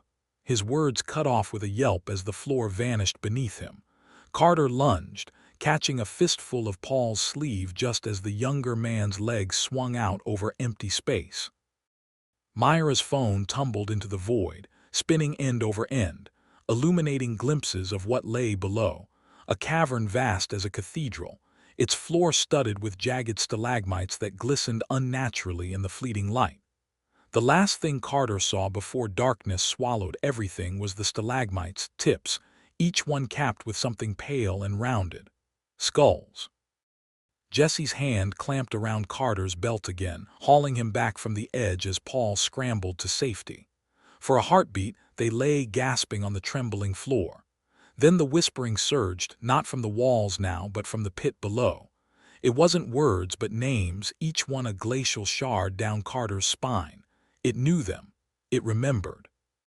Paul's breath fogged in the air, rapid and shallow. "That's not possible," he whispered. "It's saying my name." The voice from the pit sighed Paul again, this time in Lena's exact cadence, the way she'd called him idiot lovingly across campus coffee shops. Paul's fingers dug into Carter's sleeve. Below, something scraped against stone, a sound like a knife dragged along bone. Myra's remaining flashlight clicked on, its weak beam trembling across Jesse's face. "Rope," he mouthed, already shrugging off his pack. Carter understood the drop was sheer but not unclimbable, if they could anchor somewhere. The cavern answered before he could finish the thought. A chorus of rope slice snap whispered up from the dark, overlapping in a grotesque round. Jesse froze, his carabiner halfway to his belt. The flashlight's beam caught something moving at the edge of the pit, a hand, pale and too long, its fingers jointed in all the wrong places. It flexed once lazily before sinking back into the black. The rope hissed through Jesse's gloves as he tied a hasty bowline around a protruding bone in the tunnel wall. Carter didn't ask what kind of bone. The knot held when Jesse yanked it, but the whole wall shuddered like a horse twitching its skin. "Fast," Jesse breathed, shoving the coiled end at Paul. "Feet first, 3-point contact." Paul didn't move. His pupils swallowed his irises whole, reflecting Myra's dying flashlight in pinpricks. Below them, the whispering coalesced into Lena's voice. "Paul, you left your notebook in my bag again." So perfect Carter's gut twisted. Paul leaned toward the drop. Jesse slapped him, the crack echoed. Paul blinked, trembling. "That's not her," Jesse growled. Myra went first, her boots finding purchase on the weeping wall. The rope groaned. Carter counted each fraying fiber as she descended into the pit's throat. Her light bobbed, catching the stalagmite's grisly tips, not just skulls but whole spines fused into the stone, ribs splayed like wings. One moved. Myra's light flickered across the cavern wall just as the ribcage twitched, not a trick of the shadows but a deliberate, shuddering expansion like lungs filling. The rope creaked ominously above her. "Something's breathing down here," she called up, her voice thin with terror. Carter's fingers ached around the rope, his gloves slick with something warm and viscous. The wall behind him pulsed. Paul went next, his descent jerky with panic. Halfway down, his boot slipped on a patch of wet stone. The rope sang taut as he swung wildly, his elbow striking a protruding vertebrae. The bone snapped off with a wet crack. Paul caught it reflexively, then screamed. The vertebra squirmed in his grip, its jagged edges flexing like mandibles. He flung it away. It hit the cavern floor with a sound like a dropped steak. Jesse didn't wait for an invitation. He slid down the rope in 3 controlled bursts, landing beside Myra with his rifle already scanning the darkness. His headlamp's beam cut through the gloom, revealing the true horror. The stalagmites weren't just adorned with bones. They were bones fused together in impossible configurations, femurs forming arches, pelvises interlocking like puzzle pieces. At the center of the cavern, a massive spinal column rose from the floor, its vertebrae stacked taller than Jesse. The whispering swelled around it, a chorus of hungry, hungry, hungry. Carter was last. He'd barely let go of the rope when the wall above contracted, the tunnel's mouth sealing shut with a wet smack. The rope went slack, coiling at his feet like a dead snake. Paul made a noise like a stepped-on dog. "We're in its stomach," Lena whispered. The spinal column shuddered. A sound like cracking ice filled the cavern as the vertebrae twisted toward them, each bony segment rotating with grotesque precision. Jesse's rifle barked twice. The bullets punched through cartilage-thin gaps, doing nothing. The whispering surged into laughter. Lena grabbed Carter's arm, her nails biting through his jacket. "Light," she gasped. "It hates light." Myra's dying flashlight flickered in confirmation, the beam making the nearest ribs recoil like earthworms exposed to sun. Carter fumbled for his flare gun. The bone around them pulsed faster, a drumbeat syncing with his own hammering heart. Paul wasn't looking at the spines. He was staring at the cavern floor where his dropped vertebra had landed. The bone unfolded, jointed segments extending into something disturbingly arachnid.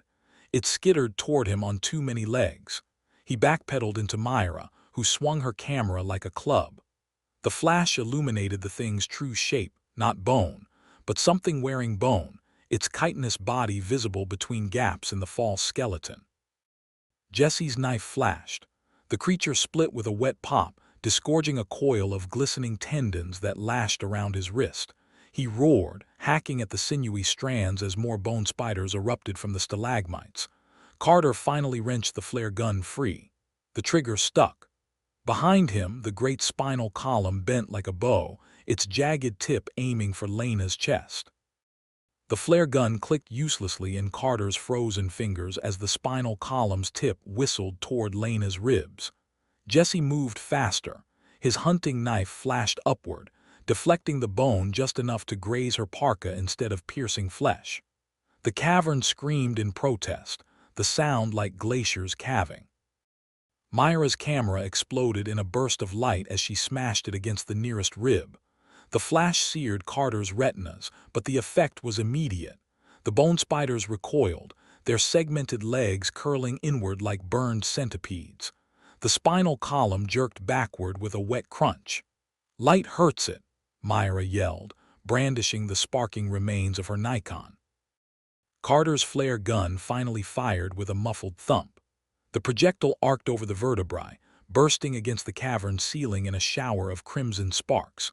The light wasn't just illumination, it was violence. The stalagmites writhed, their fused bones splitting apart like overcooked meat falling off a rib. Something far larger than spiders scuttled out from between the cracks, pale, jointless things with too many mouths. Jesse grabbed Lena's wrist. "Run through them," he roared, charging straight for the dissolving spinal column. Carter smelled burning hair as they passed under the flare's dying light. The creature's flesh blackened and split where the illumination touched.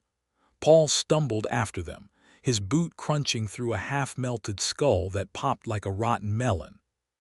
The flare's dying embers hissed against the cavern floor as they sprinted through the dissolving nightmare.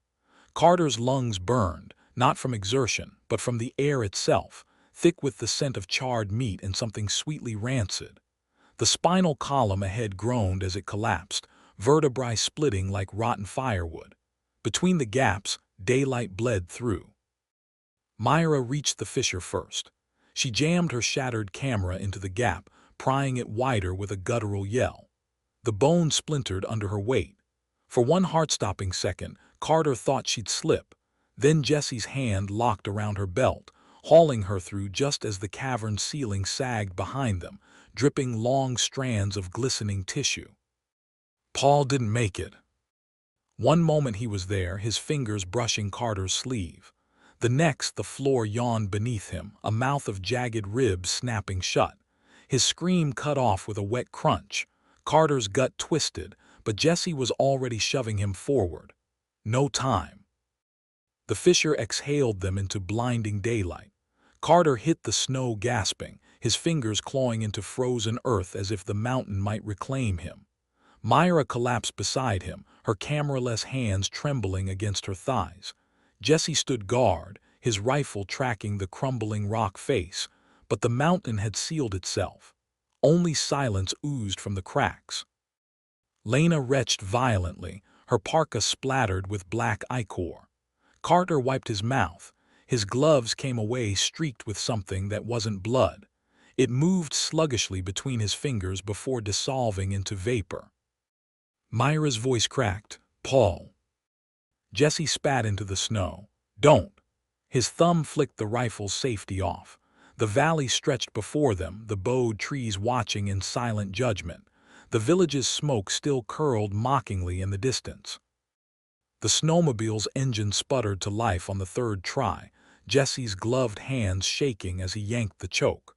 Carter watched the fuel gauge hover just above empty, enough to reach the tree line maybe, not enough to outrun anything. Lena crouched beside Myra, pressing a wad of gauze to the jagged cut above her eyebrow. The bleeding hadn't stopped. "It's not clotting," Lena whispered. Carter didn't mention how the blood smelled wrong, like wet pennies left in vinegar. Jesse revved the engine hard enough to make the skis chatter. "Move or mourn," he snapped. They piled onto the snowmobile, Lena clinging to Carter's waist as Jesse gunned it toward the valley's mouth. The trees leaned closer as they passed, branches creaking under unseen weight. Carter caught flashes of movement in the canopy, too fast for birds, too deliberate for wind. Myra's breath hitched against his back. "It's hurting us again." Jesse jerked the snowmobile sideways just as something heavy landed where they'd been, a blur of elongated limbs and frost-caked fur. Carter caught a glimpse of yellowed ribs straining against parchment-thin skin before Jesse gunned the throttle again, spraying snow into its face. The engine whined like a dying animal. Lena's grip on Carter's ribs tightened painfully. "Left!" she shrieked. Carter barely had time to register the shadow pooling across their path before Jesse swerved, the skis clipping a half-buried femur with a sickening crunch. The bone moved as they passed, not rolling but reaching. Myra's voice was a broken thing against Carter's shoulder. "Gas." The fuel light blinked red. Jesse's knuckles whitened on the handles. Ahead, the tree line wavered in the afternoon haze, so close but the snowmobile was slowing, the engine coughing metallic protests. Carter risked a glance back. The thing loped after them in grotesque strides, its two long fingers brushing the snow with each step. It wasn't running. It was pacing them. The snowmobile choked out its last sputter just as they reached the tree line, the skis grinding to a halt in a drift of powder. Jesse was off before the engine died, rifle already shouldered as he scanned the skeletal branches above. "Run east," he hissed. "Follow the riverbed." Myra stumbled after him, her boot catching on a root hidden under the snow. Carter hauled her upright just as the tree behind them groaned ominously, not from wind, but from something heavy shifting in its boughs. Lena didn't wait. She bolted, her parka snagging on a thorn bush that hadn't been there seconds before. The thorns flexed inward like fingers. Jesse's rifle cracked twice, not at the trees but at the snow. Carter saw why. The drifts were moving, bulging in sinuous waves toward them as if something massive tunneled beneath. The bullets punched through the powder with wet thuds. A high, chittering scream answered from below. The riverbed was frozen, its ice webbed with fractures that gleamed black in the fading light. Jesse tested the first step with his boot. The ice held. "Single file," he ordered. "Step where I step." Carter watched the man's shadow stretch unnaturally long across the ice, then realized with a jolt that Jesse wasn't casting it. The shadow detached from his boots, slithering ahead to test each step before Jesse's weight followed. The ice moaned under their staggered footsteps, a sound too organic, too aware. Carter focused on Jesse's back, counting each breath to drown out the whispers threading through the brittle trees. 3 steps. 5. Then Myra gasped. Carter turned just in time to see her right boot plunge through a patch of ice that hadn't cracked for Jesse. The fracture spread like lightning, black veins racing toward Lena. Myra's scream cut off as the ice swallowed her to the thigh, her gloves scrabbling at the slick edges. Something moved beneath her, a vast, pallid shape undulating just under the frozen surface. Jesse lunged, grabbing Myra's wrist as the ice beneath her dissolved into a slurry of black water and splintered bone. Her leg emerged coated in a viscous, translucent film that sizzled where it touched her skin. Carter caught the stench, formaldehyde and spoiled milk, before Jesse yanked her free. The river gulped at the hole she'd left, the edges of the ice lapping inward like eager lips. "Don't stop," Jesse panted. His rifle strap snapped as he shrugged it off, the weapon slipping into the dark water. It didn't sink. It floated for a heartbeat, then something pulled it under with a wet click. The ice held its breath as they staggered onto solid ground, Jesse half carrying Myra now, her right leg dragging a slick trail behind them. Carter watched the river over his shoulder. The hole where Myra had fallen was already sealing shut, the black water clotting into ice like a wound healing backward. Lena was the first to spot the cabin. "There," she whispered, pointing to a squat silhouette hunched under snow-laden pines. The roof sagged, but smoke curled from its crooked chimney. Carter's gut tightened. No cabin existed on their maps. Jesse spat into the snow, a wordless warning, but Myra's shivering had worsened, her teeth chattering hard enough to chip enamel. They had no choice. The door groaned open before Jesse could knock. The interior stank of cured meat and wet ashes. A figure crouched by the hearth, its back to them, stirring a pot that bubbled with a sound like popping joints. "Close the door," it rasped, a voice like wind through dead cornstalks. "Cold lets the whispers in." Jesse's knife was out before the latch clicked shut. The figure chuckled, ladling stew into chipped bowls without turning. "Sit, eat." The firelight caught on its fingers, too many joints, the nails blackened and hooked. Carter counted 7 vertebrae visible through the thin skin of its neck. The bowls slid across the table toward them, the stew's surface quivering with each movement. Lena recoiled. The meat chunks were too uniform, too pink. Myra's breath hitched as she stared at her reflection in the broth, her pupils dilated black. Jesse's knife didn't waver. "Turn around," he ordered. The figure's shoulders hitched, not a shrug but a spasm. "Eyes spoil the meat," it wheezed. The ladle clattered into the pot as it gripped the hearthstones, its elongated fingers flexing like spider legs. When it finally turned, Carter understood why it hit its face. Its skin had melted. Not from heat, from hunger. The flesh sagged off its skull in glutinous strands, jawbone exposed where cheeks had wasted to nothing. Its remaining eye was lidless, bulging wetly above a lipless mouth stretched too wide. The teeth were all wrong, canines filed to points, molars sharpened into ragged crescents. Carter's stomach lurched. It wasn't just emaciated, it was unfinished. The melted thing's remaining eye rolled toward Myra's trembling form, its nostrils flaring as it inhaled her panicked scent. "You taste like him," it rasped, a thread of saliva stretching between jagged teeth. "Like the one who got away." Jesse's knife flashed, not at the creature but at the table between them, severing the ladle handle in a clean strike. The blade quivered upright in the wood. "Last warning," he growled. The creature laughed, a sound like ice cracking over black water. Its fingers twitched toward the stew pot. Behind Carter, Lena gagged. The broth had darkened, swirling with flecks of something that looked too much like Paul's flannel. Carter moved first, his boot hooked under the table's edge, flipping it toward the hearth in a cascade of scalding liquid. The creature shrieked as boiling broth splashed its legs, the flesh sizzling like wet parchment. Jesse yanked his knife free and lunged, driving the blade into its throat with a crunch of cartilage. The blade sank deep, too deep. Jesse's wrist vanished into the creature's neck up to the knuckles, as if its throat was nothing but an open cavity. Its scream dissolved into wet, bubbling laughter. Carter watched in horror as the skin around Jesse's hand fused to the wound, tendrils of muscle knitting around his wrist like roots embracing a stone. "Jesse!" Lena's scream was raw. The survivalist jerked back, but his hand stayed lodged in the thing's gullet, tendons stretching grotesquely.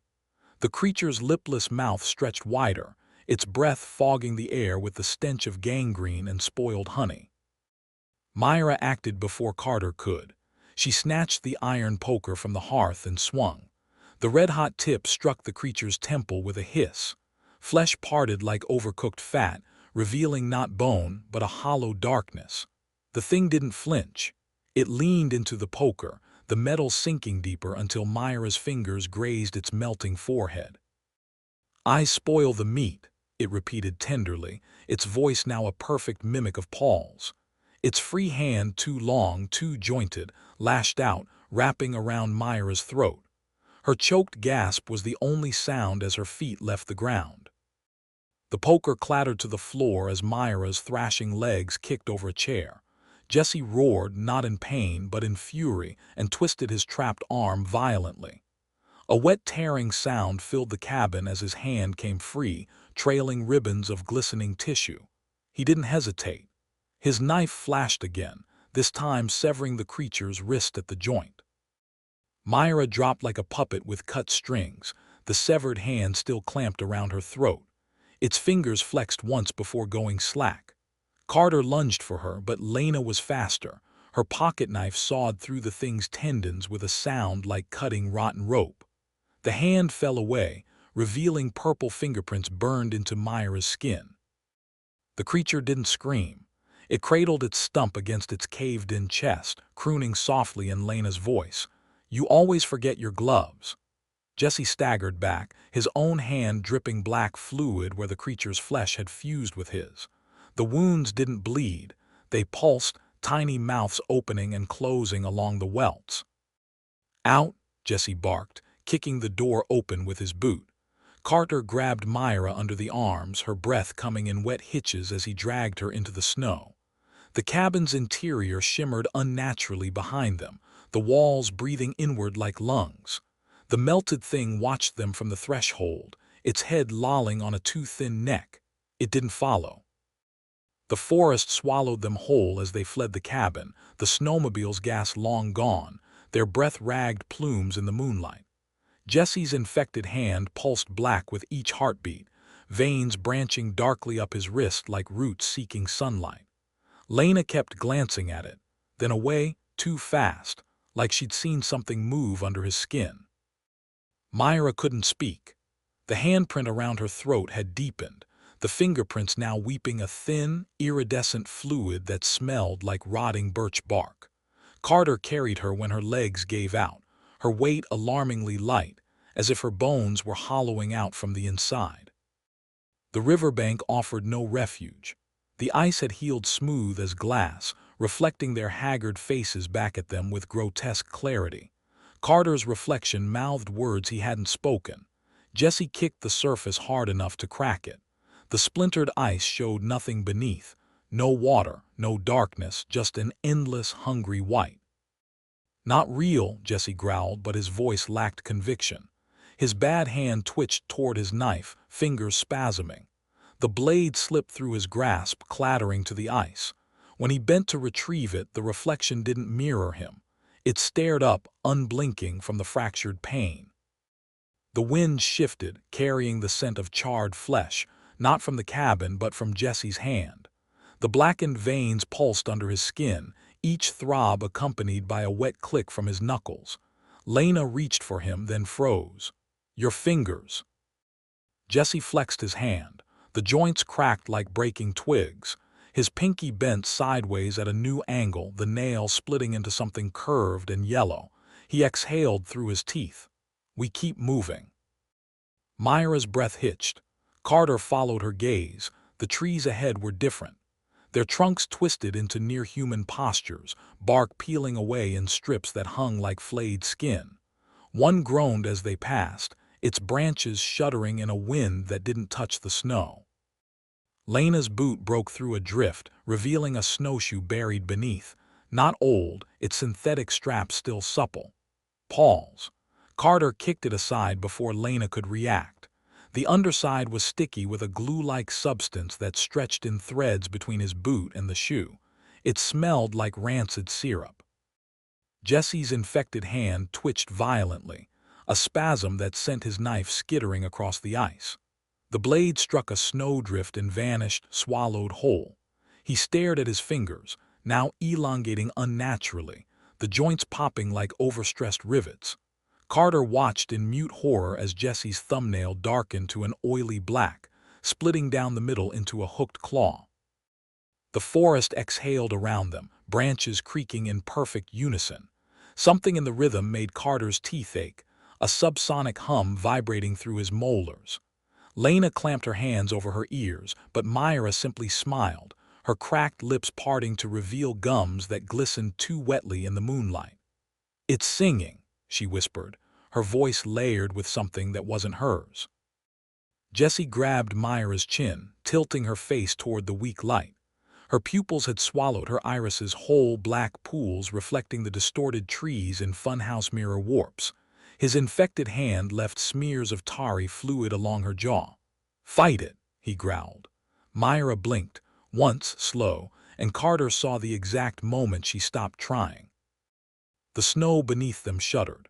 Carter barely had time to yank Lena back before the ground split open with a sound like tearing cartilage.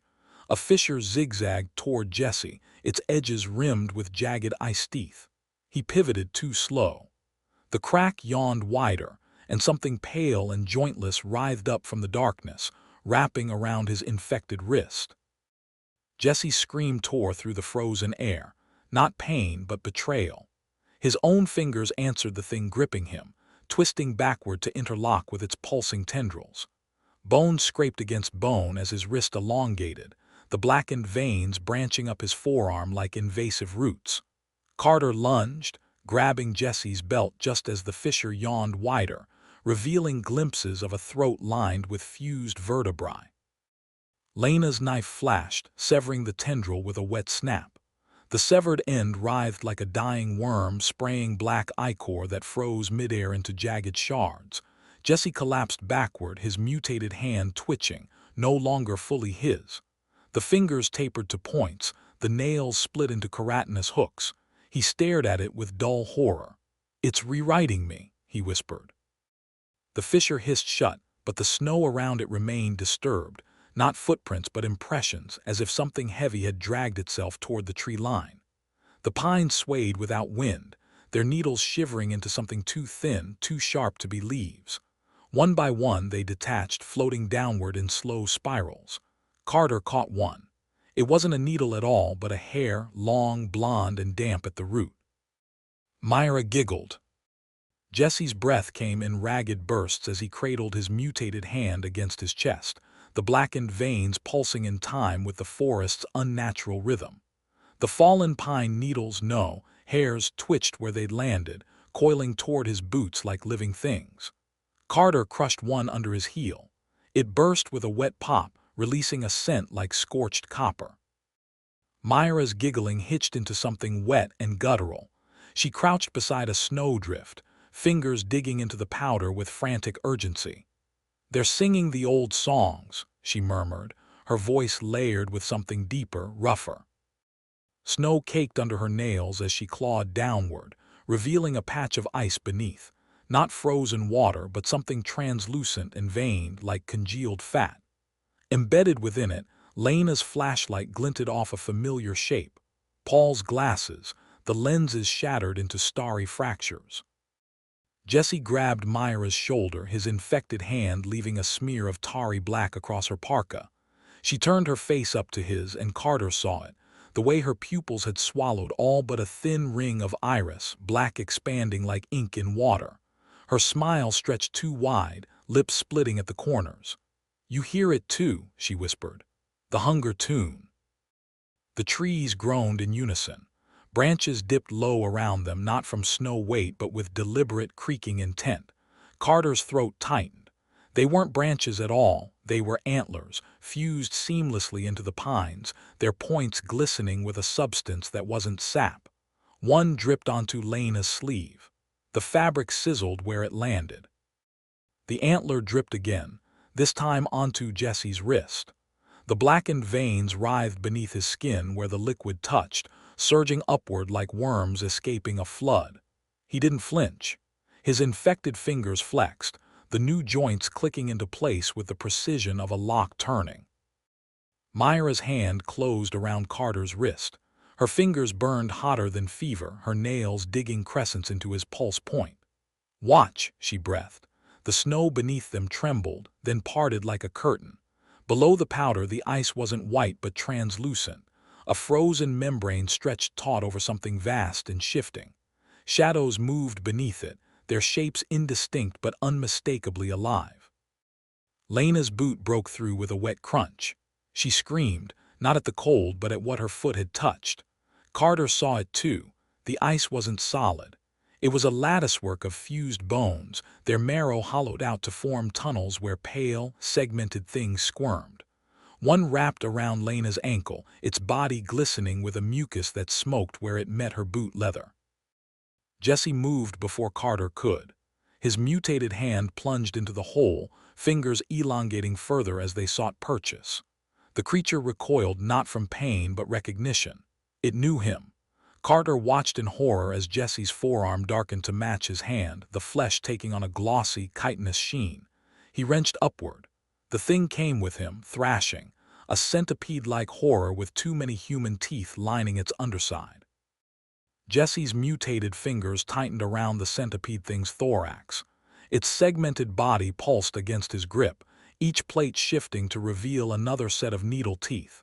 Then, impossibly, it spoke. Not in clicks or hisses, but in Paul's voice, gasped between convulsions. "You left me, you left me, you left." Lena's knife flashed, severing the creature's head with a wet thock. The decapitated body spasmed violently, spraying ichor that froze midair into jagged black shards. The head rolled, still whispering Paul's accusations through blackened lips. Myra clapped her hands, a child's delighted gesture, her split lips stretched wider. "More," she sang, licking blood from her teeth.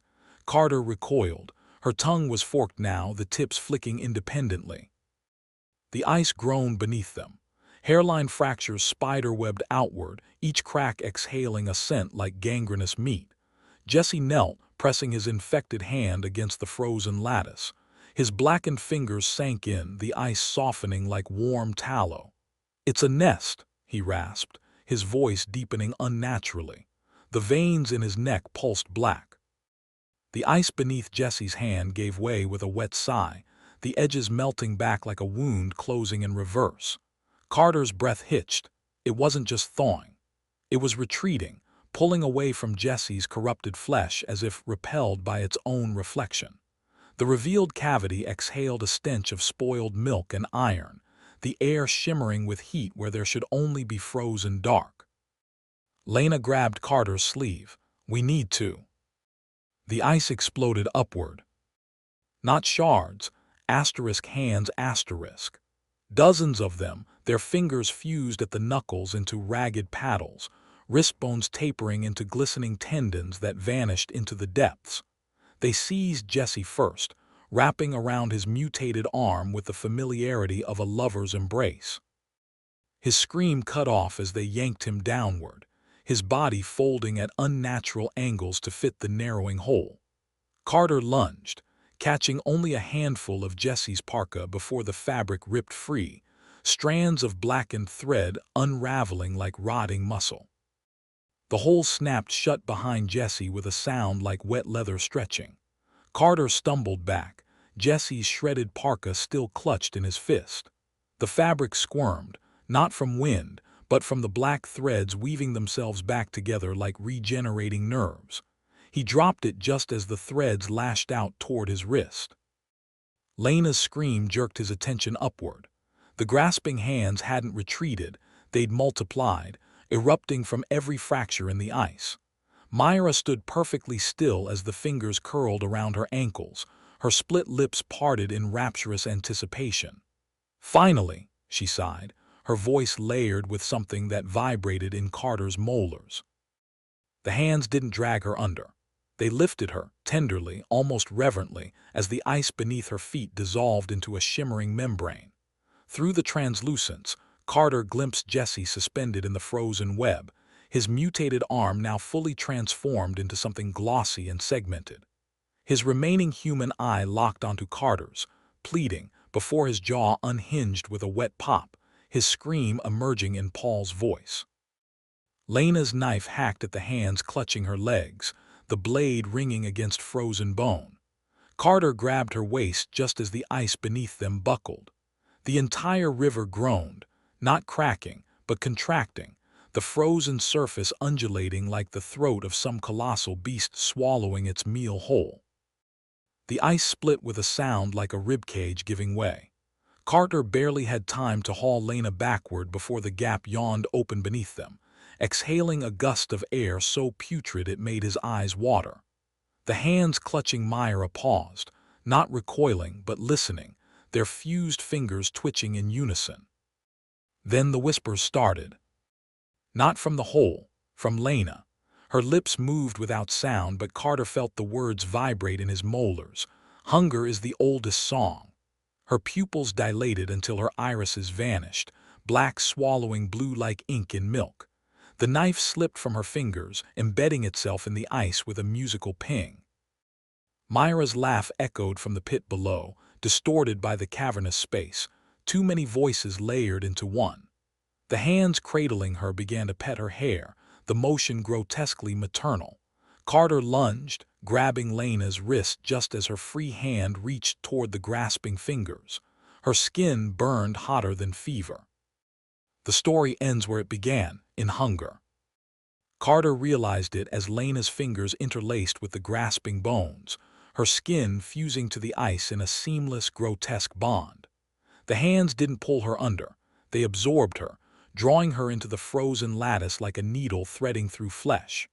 Her mouth opened, not to scream, but to sing, the notes vibrating through Carter's ribs in harmonic resonance with the cavern below. Myra's voice joined hers from the pit, the two melodies twining around each other in a lullaby that made Carter's teeth ache with familiarity. He'd heard it before, in the journal's final pages, the trapper's frantic scribble. It sings through their throats when the meat forgets its shape. Jesse's mutated arm breached the ice first, the chitinous plates glistening with a mucus that refracted the moonlight into prismatic lies. His face followed, but it wasn't Jesse anymore, not entirely. His jaw unhinged sideways, the hinge stretching like warm taffy to accommodate a second row of teeth emerging from his gums. His remaining human eye rolled wildly, pupil dilating as it fixed on Carter.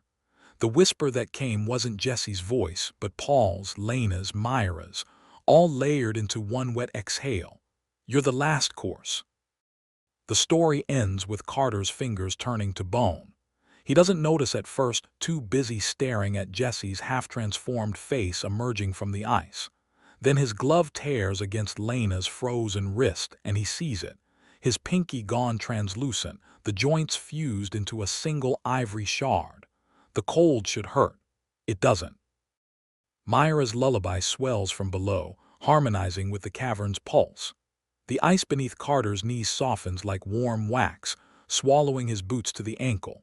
Tendrils of frost spiral up his thighs, etching fractal patterns that burn colder than fire.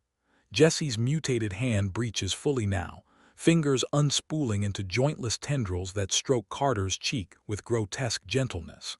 The touch leaves streaks of blackened veins beneath his skin. Lena's mouth keeps singing even as her lower jaw detaches, hanging by frozen tendons. Her voice splits into overlapping octaves, one human, one something older. Carter's eardrums pop from the pressure. Blood trickles warm down his neck before freezing into crimson icicles. The last flare slips from Carter's belt. His petrifying fingers fumble the pin. It rolls toward the fissure where Jesse's face leers up at him, teeth rearranging into concentric circles. The flare's safety ring glints in the moonlight, a tiny halo against the dark. The flare rolled to a stop against Jesse's forehead. His skin split where it touched, not burning but peeling back like wet parchment, revealing something glossy and segmented beneath. Carter's breath hitched. Jesse wasn't being consumed. He was molting. The safety pin glinted once, then vanished into Jesse's widening mouth. His teeth rearranged with a sound like cracking ice, forming a perfect circle of needle-pointed incisors. Carter's petrified fingers twitched toward the flare. Too slow. Jesse's tongue, elongated, forked, lashed out, wrapping around the cylinder with whip-crack precision.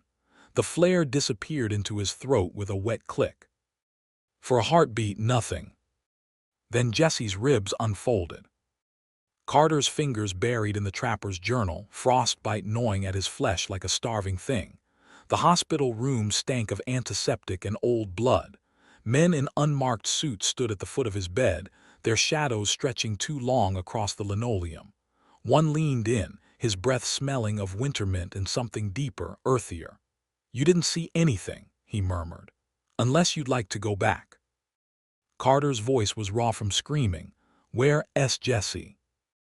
The agent smiled. His canines glinted sharp. "Who?"